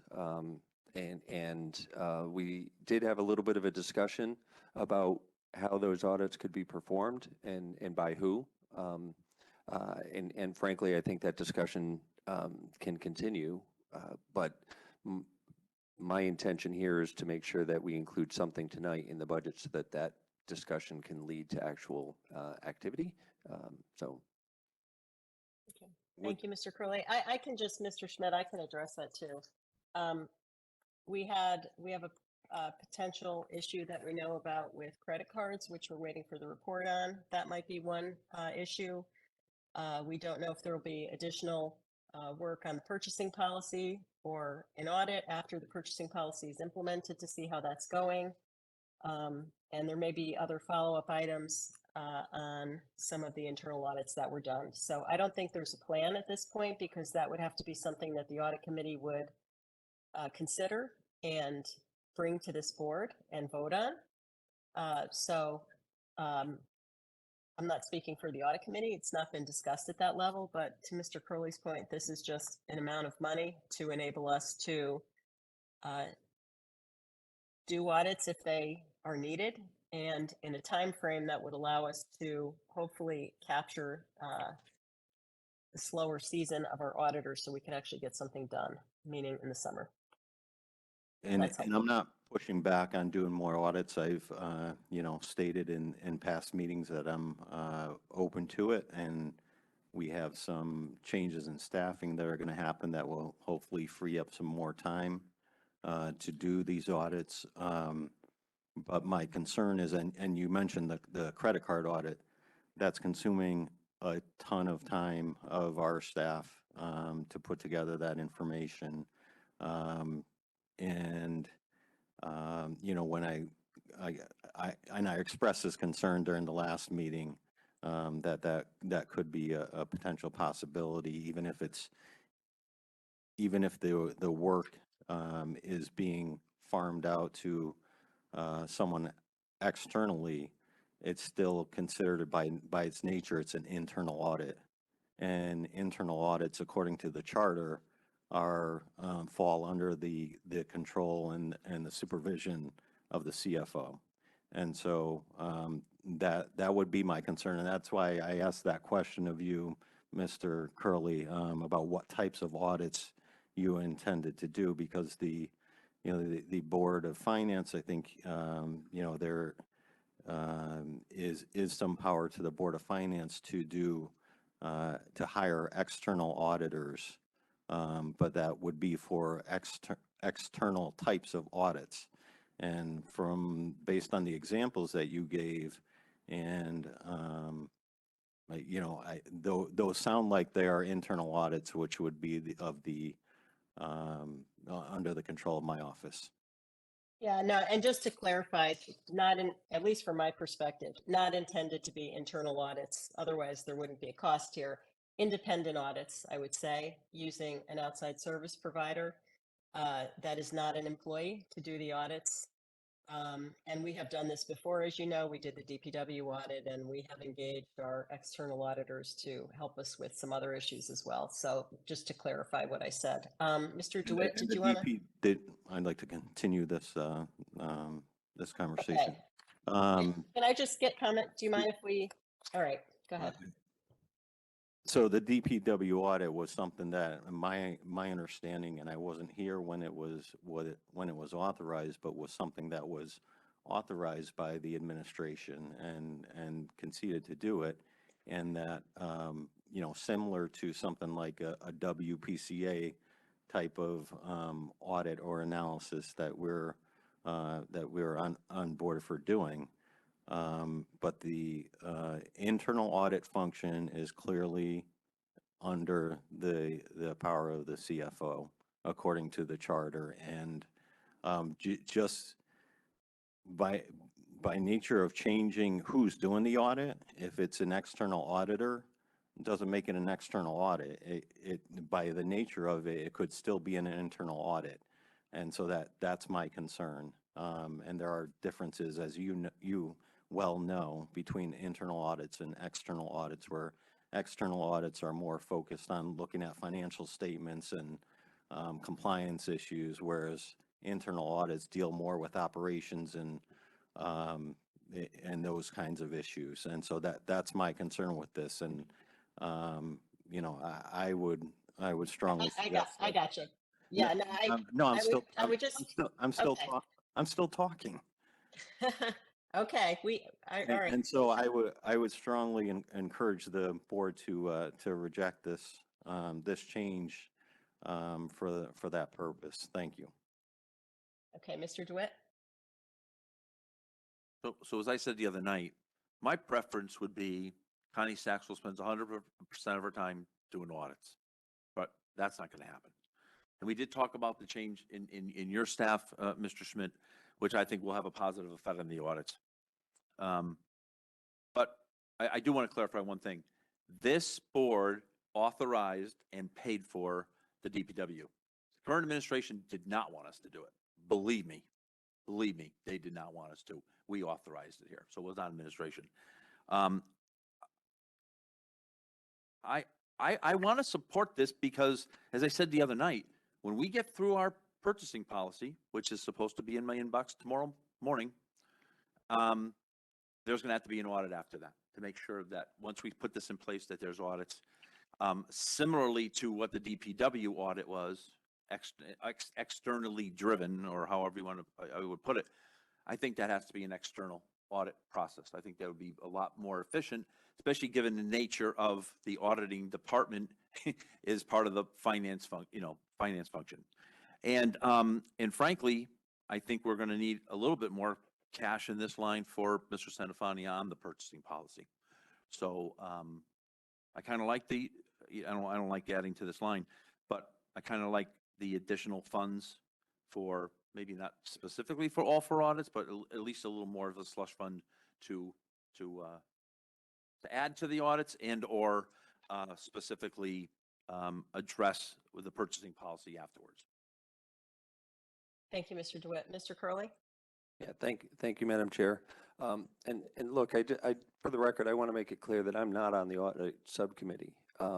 My intention here is to make sure that the budget overall has some funds available. I think when we discussed this at our last meeting, I think there's a general consensus that it would be a positive thing for us to have the ability to affect audits or have them occur. And I also believe that this board has the ability to move funds between departments or line items at some point in the future. So if there's a discussion among the right people to determine that these monies should be put into the CFO's department or otherwise, I think just putting this in as a placeholder at a minimum would give us the flexibility to have those audits occur in whatever form or fashion as determined by the audit subcommittee in conjunction with the CFO. We can debate geography on line items or departments all night, but my intention here is just to make sure that the overall budget includes some dollars that could be used for these type of activities. So is it Okay. to hire an external auditor, or is it to fund more staff? What's the? No, I external, don't understand. external. Yeah, And external. if it's for the CFO, why would it fall under the Board of Finance's budget? I'll respond, Mr. Schmidt. I have to disagree with your point that this is an internal audit. These are not internal audits. An internal audit by definition is done by a town employee who serves in a role of internal auditor. External auditors do internal control audits all the time. That's routine. They do internal control audits, they do agreed upon procedures, they do financial statement audits. So, and the big difference is that the scope and the direction is not set internally by people who are in fact the ones being audited, but it would be set by the board or the audit committee. So this is not meant for internal audits. It's meant for independent audits, as you know, we've discussed. That was the discussion, I believe, or the intent. So I just wanted to clarify that. I see there's other hands up. Ms. LeClaire? So when Mr. Curley first mentioned this, it caught me by surprise because we've only had very loose preliminary discussions on this point.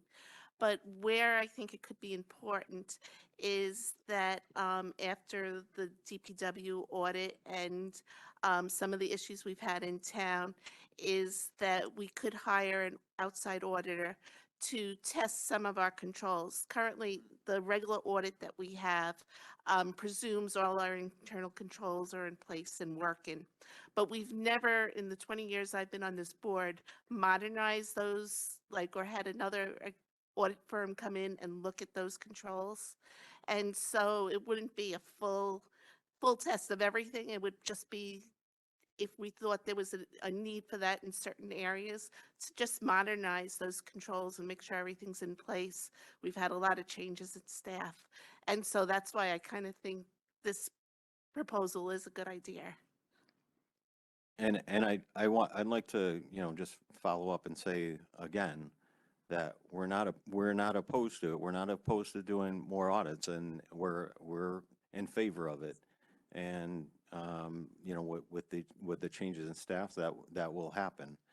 But the charter does not allow the Board of Finance to hire an external auditor to do internal audits.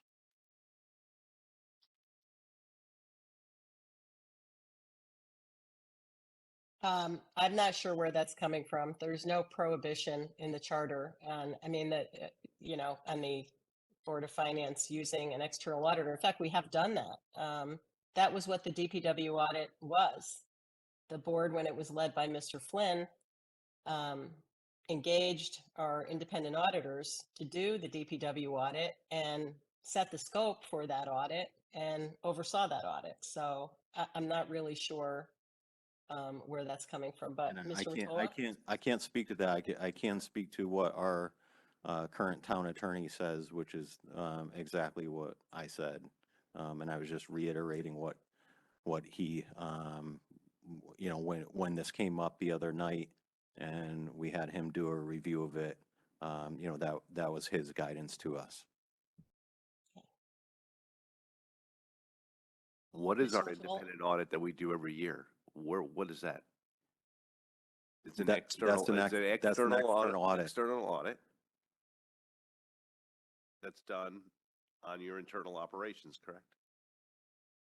Right, and How's that that different? could be part of what an external audit is to, audit internal audits, and also to, in this case, a large part of it is to look at financial statements. And what part of the town charter doesn't say we're allowed to do that? So we've been doing these external audits on our internal operations illegally? Is that what the town attorney's saying? We've broken the law? I can only speak to what he's saying Well, now. I okay. don't think he's making you know, I think they have to look at the particulars of Okay. what's been done in the past to, you know, to make a determination about that. I can only say what Okay. he is saying about this case in particular. Okay, how much money are we talking, Craig?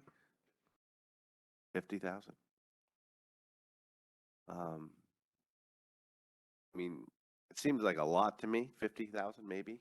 I mean, I personally, I would like some, like what Mary, I guess, said. I don't know your accounting jargon, but I would like there to be more internal controls and more testing of our internal controls to make sure they're sufficient.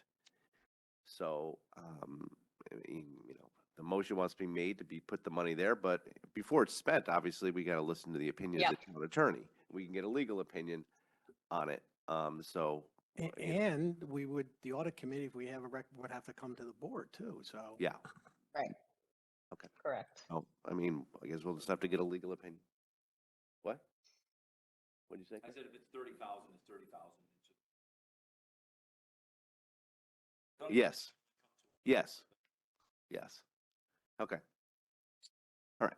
Okay. So- Any other discussion on this item? Okay. We can take it to a vote. Then all in favor of increasing Department 3130, Board of Finance fees and professional services, account 53200 by $50,000, please say aye. Aye. All right, Mr. DeWitt, Ms. Leclerc, Mr. Walsh. Actually, I can't see. Mr. Testani, is your hand up or no? No, it's not up. It's not. It's not. Okay. Okay. Opposed? Mr. Testani? Okay, the motion passes 8-1. Thank you. All right. So moving on. Page 125, unemployment compensation. Mr. Curley. Yeah, Madam Chair, we've got recommendations from the Finance Department to make an adjustment here, but I actually have a slight deviation to that recommendation. Okay. They're both on the same line item, so should I net these numbers together and give the net amount, or? Yeah, net it, and then you can explain it after you. So for the Department 3150 unemployment compensation, account 52510, I move that we reduce the expense by $50,000. Okay, second. Mr. Matola. All right, Mr. Curley? Yeah, and I wanted to, the rationale behind those numbers are, there was a recommendation for a $75,000 increase related to an increase related to the VERIP liability, but also just generally looking at the line and the trend and such, wanted to reduce, absent the VERIP, make a reduction of 125. So the net is a $50,000 decrease. Okay. Those are on separate lines, the VERIP thing. Can you restate that proposal? You just want to make sure that our Verify its numbers are own going to line. match. Is VERIP on its own? I thought these were both, are these not both line 52510? The VERIP No. payment is under retiree benefits. Yeah. It's under It's not retiree different, benefits, 51010. Yeah, they're two You can- separate. It's from that sheet from the other night. Okay, 51050. Okay, so Mr. Curley, you want to make the motion separately then? You want to go back to the first one? I'm glad I kind of explained the rationale because that would support it. So it's, I'm not seeing 5100 in my book, but. It's because it's not in the budget book, but it's a line in the general ledger. It'll be added in the final version. Got it. Thank you for that clarification. Okay, so I guess I will make these motions separately. So I'll start with the VERP, which I believe is account 51. Frank, I'll give you the account. Hold on. 51050, I think we just said, right? No, it's 51010. 51010 for, and to increase that by the 75,000 per the recommendation from the finance department. Okay, seconded, Mr. Walsh. Yep. Okay, any discussion on this item? Okay, And all there's in a favor? requisite $75,000 reduction in that 31? Oh, you Yeah, want this- this? Separate line. Yeah, this just stands on its own. They're unrelated. Okay.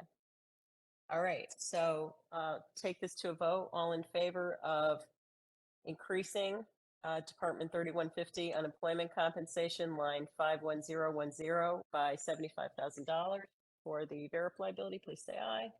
Aye. Okay, it is unanimous. Thank you. All right, Mr. Curley, you want to go back to your other one? Yeah, thank you, Madam Chair, and I apologize for the misstep there. I didn't realize they were in different lines. So on online account number 52510, which is unemployment compensation, to reduce that by 250,000. By 250,000? So to reduce it from 250,000 Oh, got it. by 125. By 125. Okay, sorry about that. So cut that number in half. My apologies. Thank you. Can I have a second for that? I'll second it. Okay. Discussion from the board on this item. Mr. Walsh. Just to the administration, where's the number running as of this year? Is it running at 125?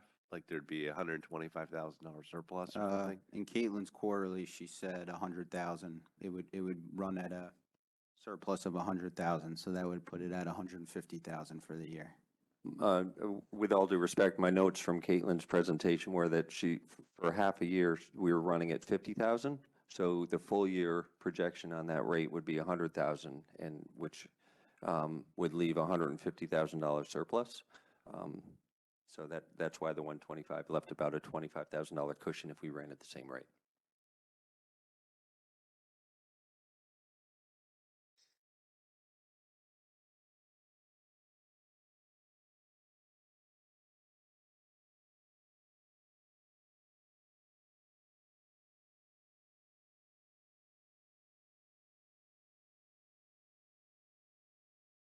Okay.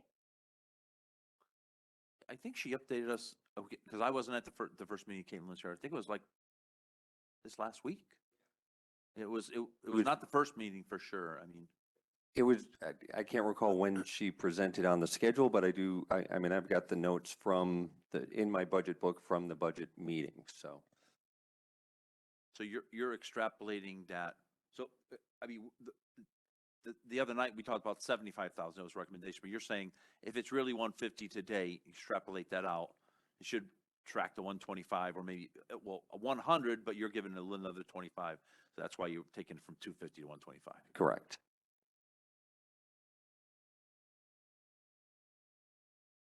Okay.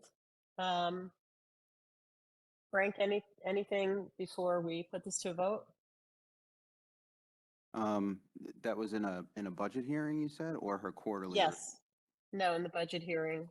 Yeah, I wouldn't have taken notes in my budget book at the quarterly meeting, so I've got them here, so I had to have been there. Okay, all right, yeah. I don't remember her reviewing that, but I guess I'll take Can your you word for it. quickly I'm sorry. see what we've spent to date? Do you have access to that today? Yeah, I mean, so here's the problem. So I was going off of the quarterly report. Craig's saying she said it at the, Yep. at the budget hearing. Yes. When I looked at the number, it was 50,000. The quarterly report said we would be running favorably by 100,000, but Craig is saying that at the budget meeting, at the budget hearing, Yep. he heard favorable of 150,000. Okay. So I'm saying I didn't hear Yep. that, not to say she didn't. Okay, hang on. Can I just clarify? Maybe this is the source of the confusion. So I think, Craig, I thought I heard what you said, which was that we were running to an expense of 100,000 for the year, but maybe we misheard that. I think what Frank is saying is that he thinks we're running to a surplus of 100,000, which is different. So Frank, so you're saying, do you have the December year-to-date numbers in Munis there, just so that we can get this right? Yeah, the last time I looked at the year-to-date numbers, the year-to-date was 50. But like I said, I was going by the 50 what, expense or favorable? $50,000 in expense. Okay, so that would imply a run rate of $100,000 for the year, correct? Okay, so No, think if I that, mean, I would disagree. I would say that I would go by what, like I said, what I saw on Caitlin's quarterly. If it was implied that the 50,000 assumed a run rate of 100,000 for the whole year, I would disagree with that because that's an assumption on the year-to-date value. Her quarterly report, and the reason why I came up with that number was because I looked at it. The quarterly report said it was a favorable balance of 100,000 for the year. So that's where this discrepancy is happening. okay, so, but through 6 months of the year, our expense was $50,000 from what you're saying. Yes, yeah. Okay, thank you. All right, any other discussion on this item then? Okay, all right, so let's go ahead and put this item to a vote. All in favor of reducing the unemployment compensation budget, Department 3150, line 52510 by $125,000, please say aye. Ms. Charlton, Mr. Matola, Ms. Marmion, Mr. Curley, Mr. Stark, opposed? Mr. DeWitt, Ms. Leclerc, Mr. Walsh, Mr. Testani. Okay, thank you. Motion passes 5-4. All right, so we'll keep going. Page 127 and 128, fire. Okay, page 133 and 134, police. Mr. Curley. Thank you, Madam Chair. I'd like to make a motion or move to adjust the capital outlay line item in the police budget or police department line 57000 by $689,455. Thank you. Second on that? Mr. Matola? All right, thank you. Back to Mr. Curley. Yeah, thank you. Again, this is meant to be a budget neutral adjustment that's consistent with the increase in revenue previously voted on and approved. Okay, thank you. So that's just the gross up for the police cars. Any other discussion on this item? Okay, all right. All in favor of increasing Department 4030, Police Capital Outlay, account 5700 by $689,455, please say aye. Okay, I think it's unanimous. Any opposed? I'm Oh, opposed. Mr. Walsh. I'm opposed for Mr. the reasons I talked about before. Gotcha. Okay, sorry, you were leaning back. I didn't see your hand there. I'm not Okay, going to repeat so all those things, so. no, that's fine. Okay, so the motion passes 8-1. Thank you. All right, so moving on, page 139, animal control. Okay, page 142, streetlights. Page 145, hydrant and water. Page 147, emergency management. Page 150, ECC. Ms. Marmion. Yes, I'd like to make a motion on line number 58950, transfers out ECC dispatch to increase by $65,137, increase the transfer budget to reflect updated OPEB pension and health insurance amounts. Okay, thank you, Ms. Marmion. Second on that? Okay, Mr. Testani. Okay, any discussion on this item? Okay, all in favor of increasing Department 4150 ECC transfers out ECC dispatch 58950 by 65137, please say aye. Aye. Okay, great, it is unanimous. All right, okay. Moving on, page 153, Public Works Administration. Page 156 and 157, Public Works Operations. Page 162, Building. Page 167, Engineering. Page 172, Health. Page 178, Human and Social Services. Page 182, Solid Waste and Recycling.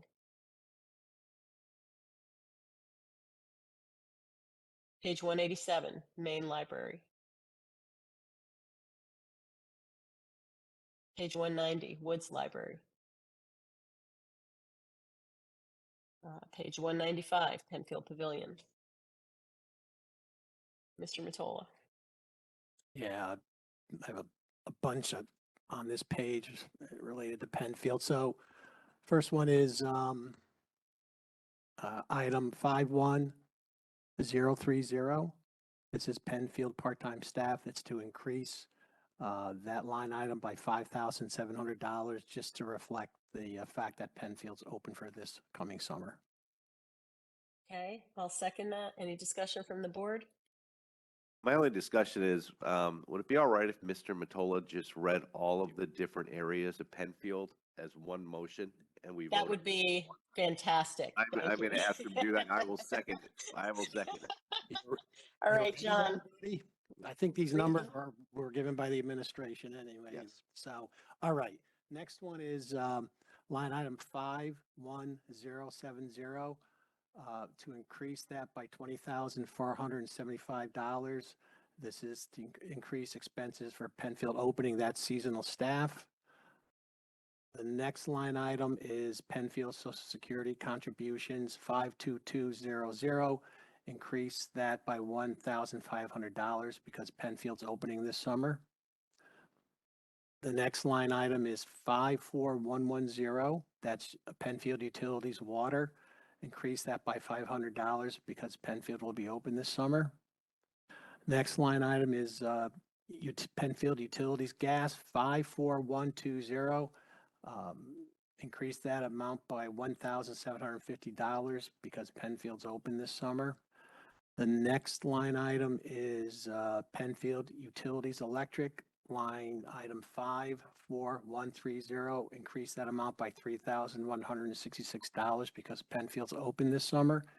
And the last one is Penfield Cleaning and Janitorial, lines 56130. Increase that amount by $2,000 based on the fact that Penfield will be open this summer. That's it. Yep. I second Thank you. Mr. Walsh seconds. Thank you. Any discussion on this item, these items? Okay, so, okay with I'm not going to repeat the line numbers and the amounts if that's okay with everybody. Perfectly fine. Okay, all right. So all in favor of the increases to Department 7030 on the various line items that were set forth in the motion, please say aye. Aye. Aye. Okay, great. It is unanimous. Okay, so there is not, I don't see an account in the book. I do believe her mansion sits in the Recreation Department, which is Department 7050. Please correct me if I'm wrong, Mr. Manieri. According to your schedule, that was account 58821. And I know we had some offsetting expenses for Burr Mansion for the revenue. So does somebody want to make a motion on that line item? Ms. Marmion? Yes, for line 48821, I'd like to make a motion to increase expenses to reflect costs outlined by Mr. Calabrese associated with Burr Mansion rentals for $76,020. Okay, second. Mr. Curley. Okay, any discussion on this item? Okay, Mr. DeWitt? Didn't we amend that number to 50,890? That was the revenue. So the Oh, expenses, sorry. maybe Mr. Calabrese can. and I Yeah, think no, it's- that's I right. think Yeah, it's- this, Yeah, no, you're, absolutely right. I think it's 58821. That's the line number I have. 58821, yep. So not, That's correct. Sorry if I got that wrong. 58821. Okay, thank you, Mr. DeWitt. Any discussion on this item? Okay, all in favor of increasing expenses for Department 7050, Recreation, Burr Mansion, account 58821 by 76020, please say aye. aye. Okay, it is unanimous. All right. Recreation, okay, page 203, waterfront. Page 205, parks. Page 209, marina. Page 212, Carl Dickman Golf Course. Page 215 and 216, H.S. Richardson Golf Course. Page 222, debt service. Page 224, health and welfare. Okay, so that takes us through expenses. I know we're going to go back to budgeted surplus. And if Mr. Walsh, if you will bear with me.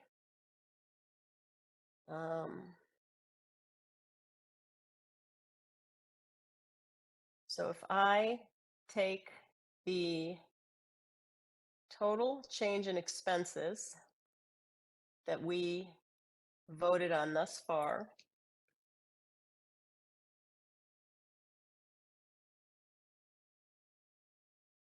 that amounts to an increase of expenses of 770,000.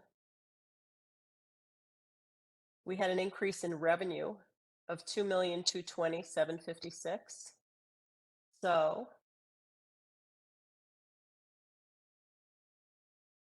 that is a positive impact thus far without going to fund balance of 1,450,463.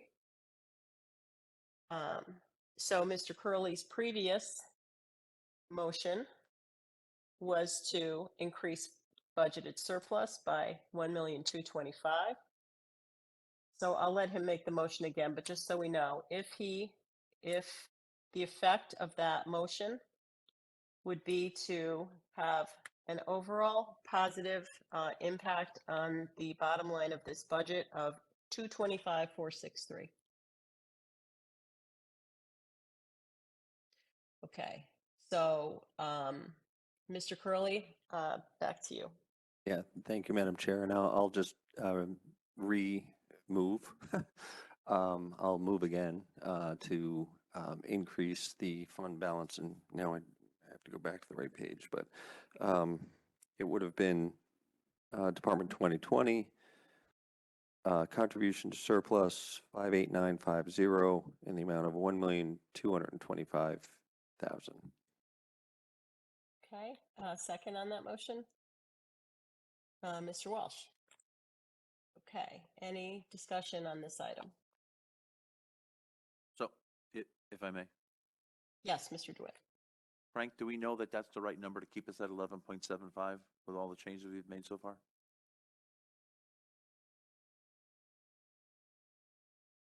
Yeah.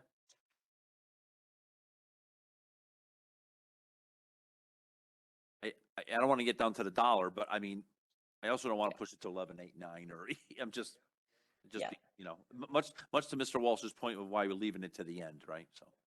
Yep. Agreed. Okay, thank you, Mr. DeWitt. It's also predicated on the 600,000 for this current year as well, so it's a tough number to pinpoint. Well, yeah, well, and I mean, we control that, right? So we, you know, Yep. when we reconcile it in July, right, that we have to make sure that it was 689, right? Was it six? Yeah. Okay. All right, any further discussion on this item? This on the fund balance? I mean, the contribution to surplus? Yes. None. Okay. All right Thanks for then. calculating a number for us, though. Okay.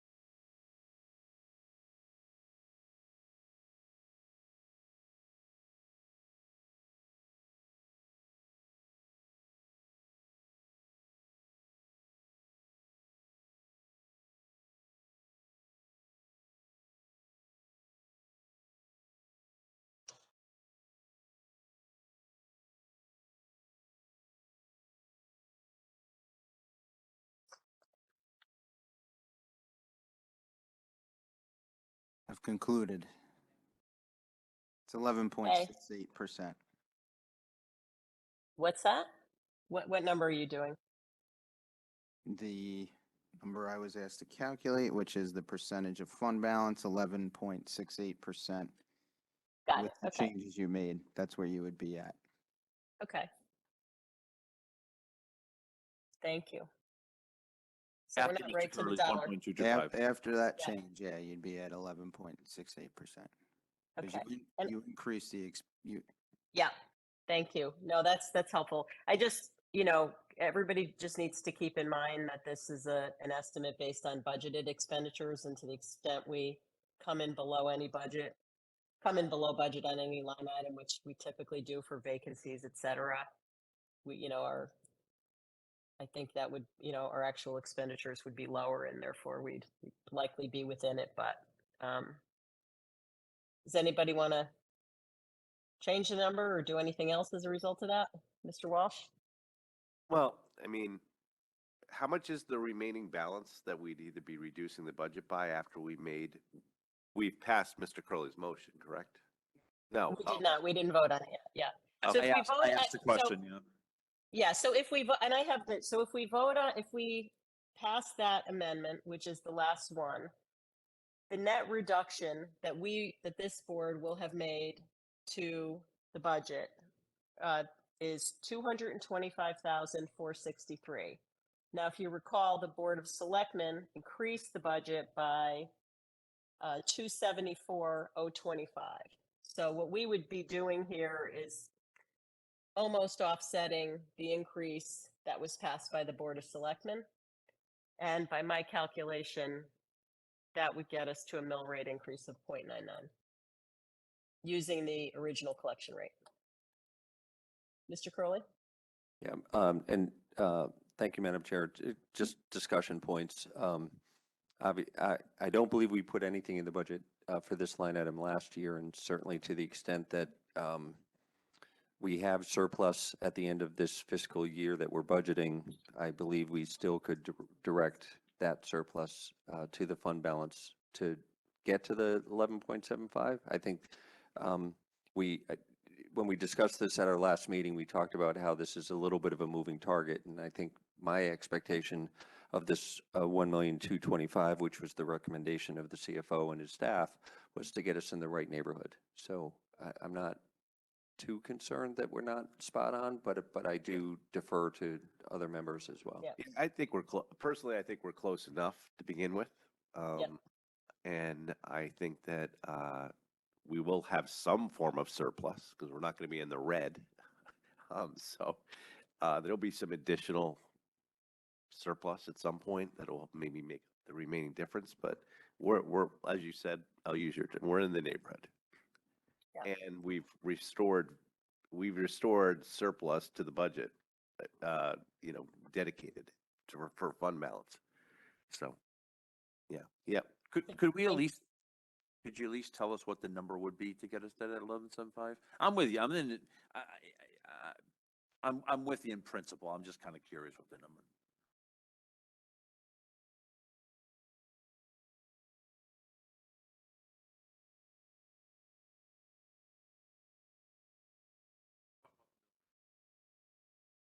And Madam Chair, just another point of discussion.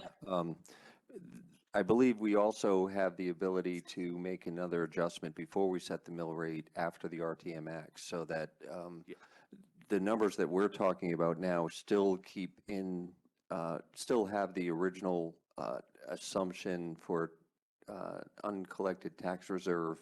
Yeah, and that I wanted to keep that issue to the side, but I did just want to, if I could maybe make a different point on this, if that's okay. Sure. On the 1,225,000 and whether that exactly gets us to 11.75.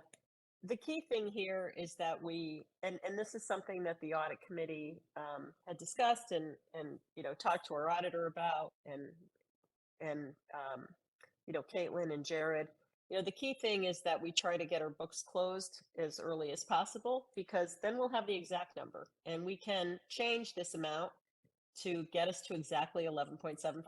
I mean, we inched up a little bit this year because it kind of all came together at the last minute for various reasons. But, you know, this board has the ability to make a transfer or to add to the number through surplus or do whatever we need to do to get to exactly 11.75% of actual expenditures at the end of fiscal 24. And that's the key. We are estimating this based on budgeted expenditures, which we know will be different than actual to some degree. But we can, you know, this gets us in the neighborhood, to Mr. Walsh's point, and we can get spot on once we have the books closed for fiscal 24. If that's helpful. I'm fine, Frank. You don't need to give me. Okay, 260,000. Okay. So All right. we need 1.5, let's call it. But you know what? It's a fair point, because if the RTM adjusts it, it's gonna change again, right? And they can't add it. They can't add, so we would have to do it anyway, so. Okay. So are we ready to vote on this motion then? Yes. Okay. All right. So, all in favor of increasing Department 2020 contribution to surplus, account 58950 by $1,225,000, please say aye. Okay. Thank you. It is unanimous. All right. So I'm just going to repeat. I'm just going to repeat the numbers again. I think, Frank, you probably just validated them all, but here's what I have. Before we vote on the main budget, I just want to summarize the numbers again. What we voted on is amounts to a total change in expenses of $1,995,293. That brings the total expense budget to 356,775,787. The net impact of the changes to the current year tax levy, which is both revenue and expense, is $225,463 positive. Brings the new current year tax levy to $330,545,464. The new mill rate, inclusive of our amendments, is 27.51. And that is an increase from the prior year of 0.99. And that is, again, using the original tax collection rate that was in the budget book, which is still obviously subject to review and vote by this board. So, Frank, do you need time, or do you have those a running total there? Yeah, I was going through if you want me to, you know, just re-verify the mill rate. But as we were Yep. going through, we matched on the numbers. But if you guys want to give me 5 Okay. minutes, I can Sure. just re-verify that we're all good. Okay.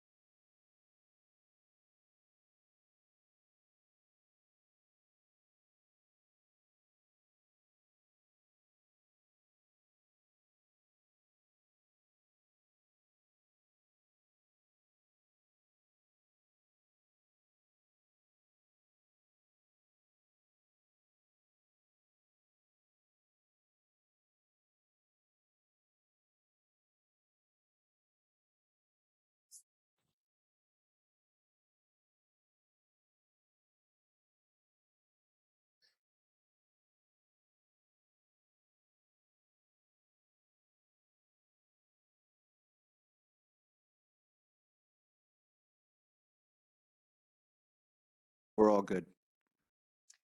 Okay, thank you.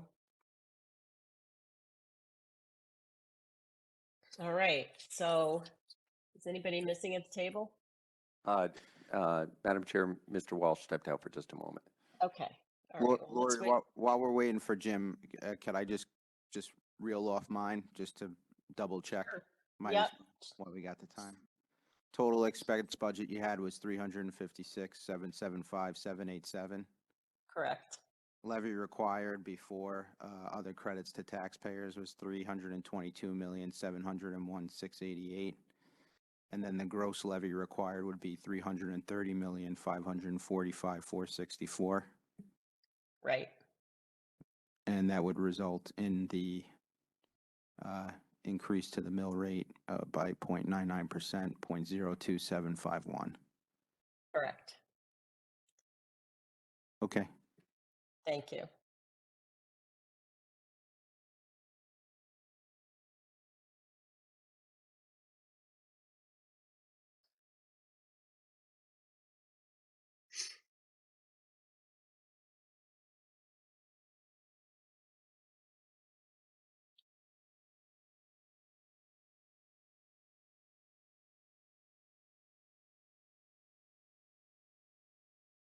Almost done, and then hopefully WPCA is quick.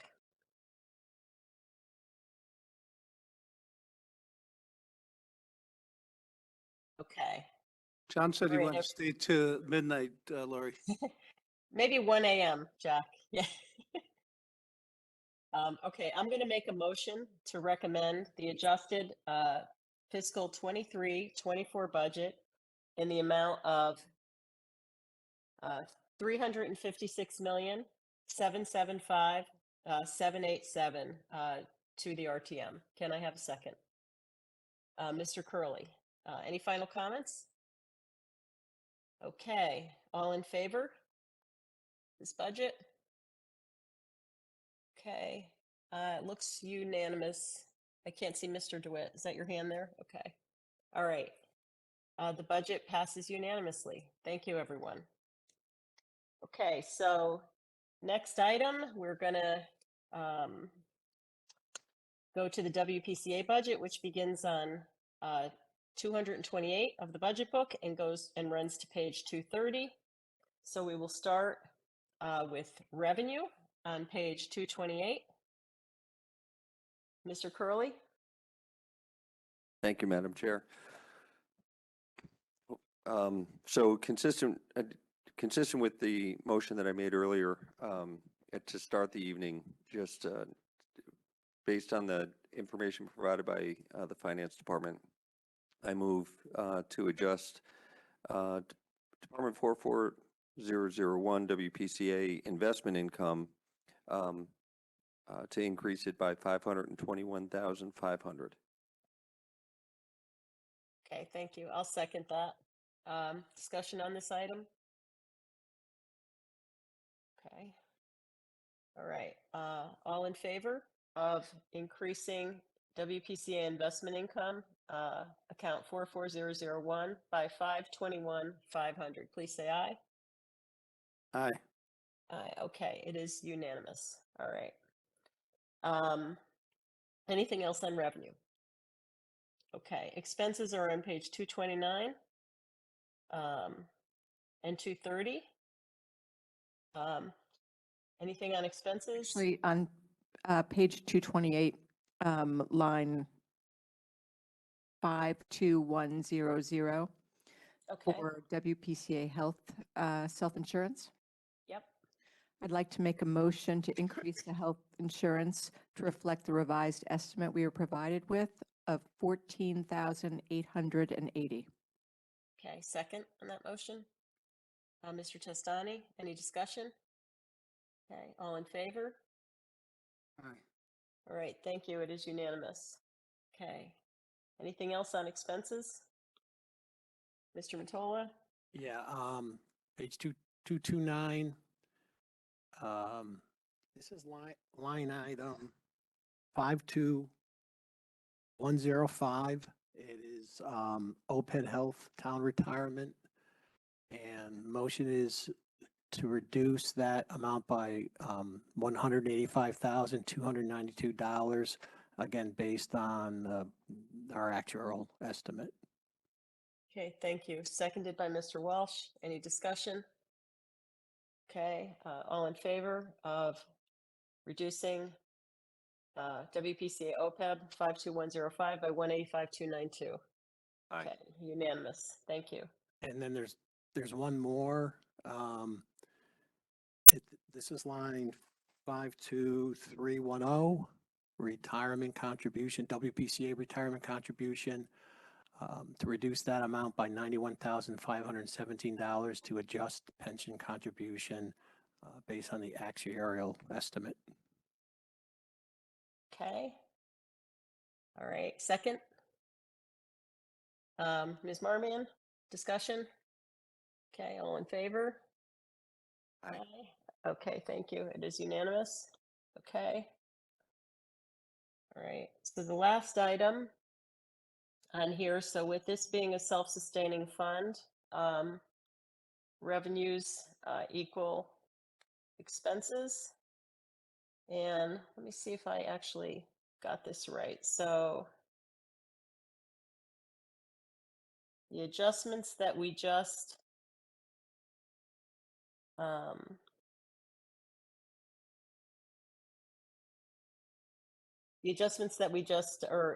motions that we just approved net out to a positive 783,429.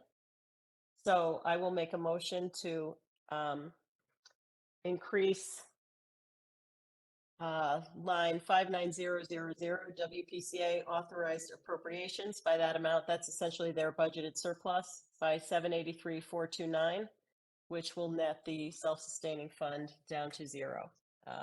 Can I have a second on that? Mr. DeWitt, discussion from the board? Okay. Frank, are you okay with those numbers? Yes. Okay. All right. All in favor of increasing WPCA account 59500 by 783,429? Say aye. Aye. Okay, great. It is unanimous. All right. So then, anything else on the WPCA? Okay, so let's vote on the WPCA budget. With that transfer to budgeted surplus, the adjustments we made had no net impact. So I'll make a motion to approve the WPCA budget in the amount of $6,865,773, which is the same amount that was approved by the Board of Selectmen. Can I have a second on that? Mr. DeWitt? Discussions, questions? Okay. All in favor? I think Frank, hold on, Frank's Okay. checking your numbers. Okay.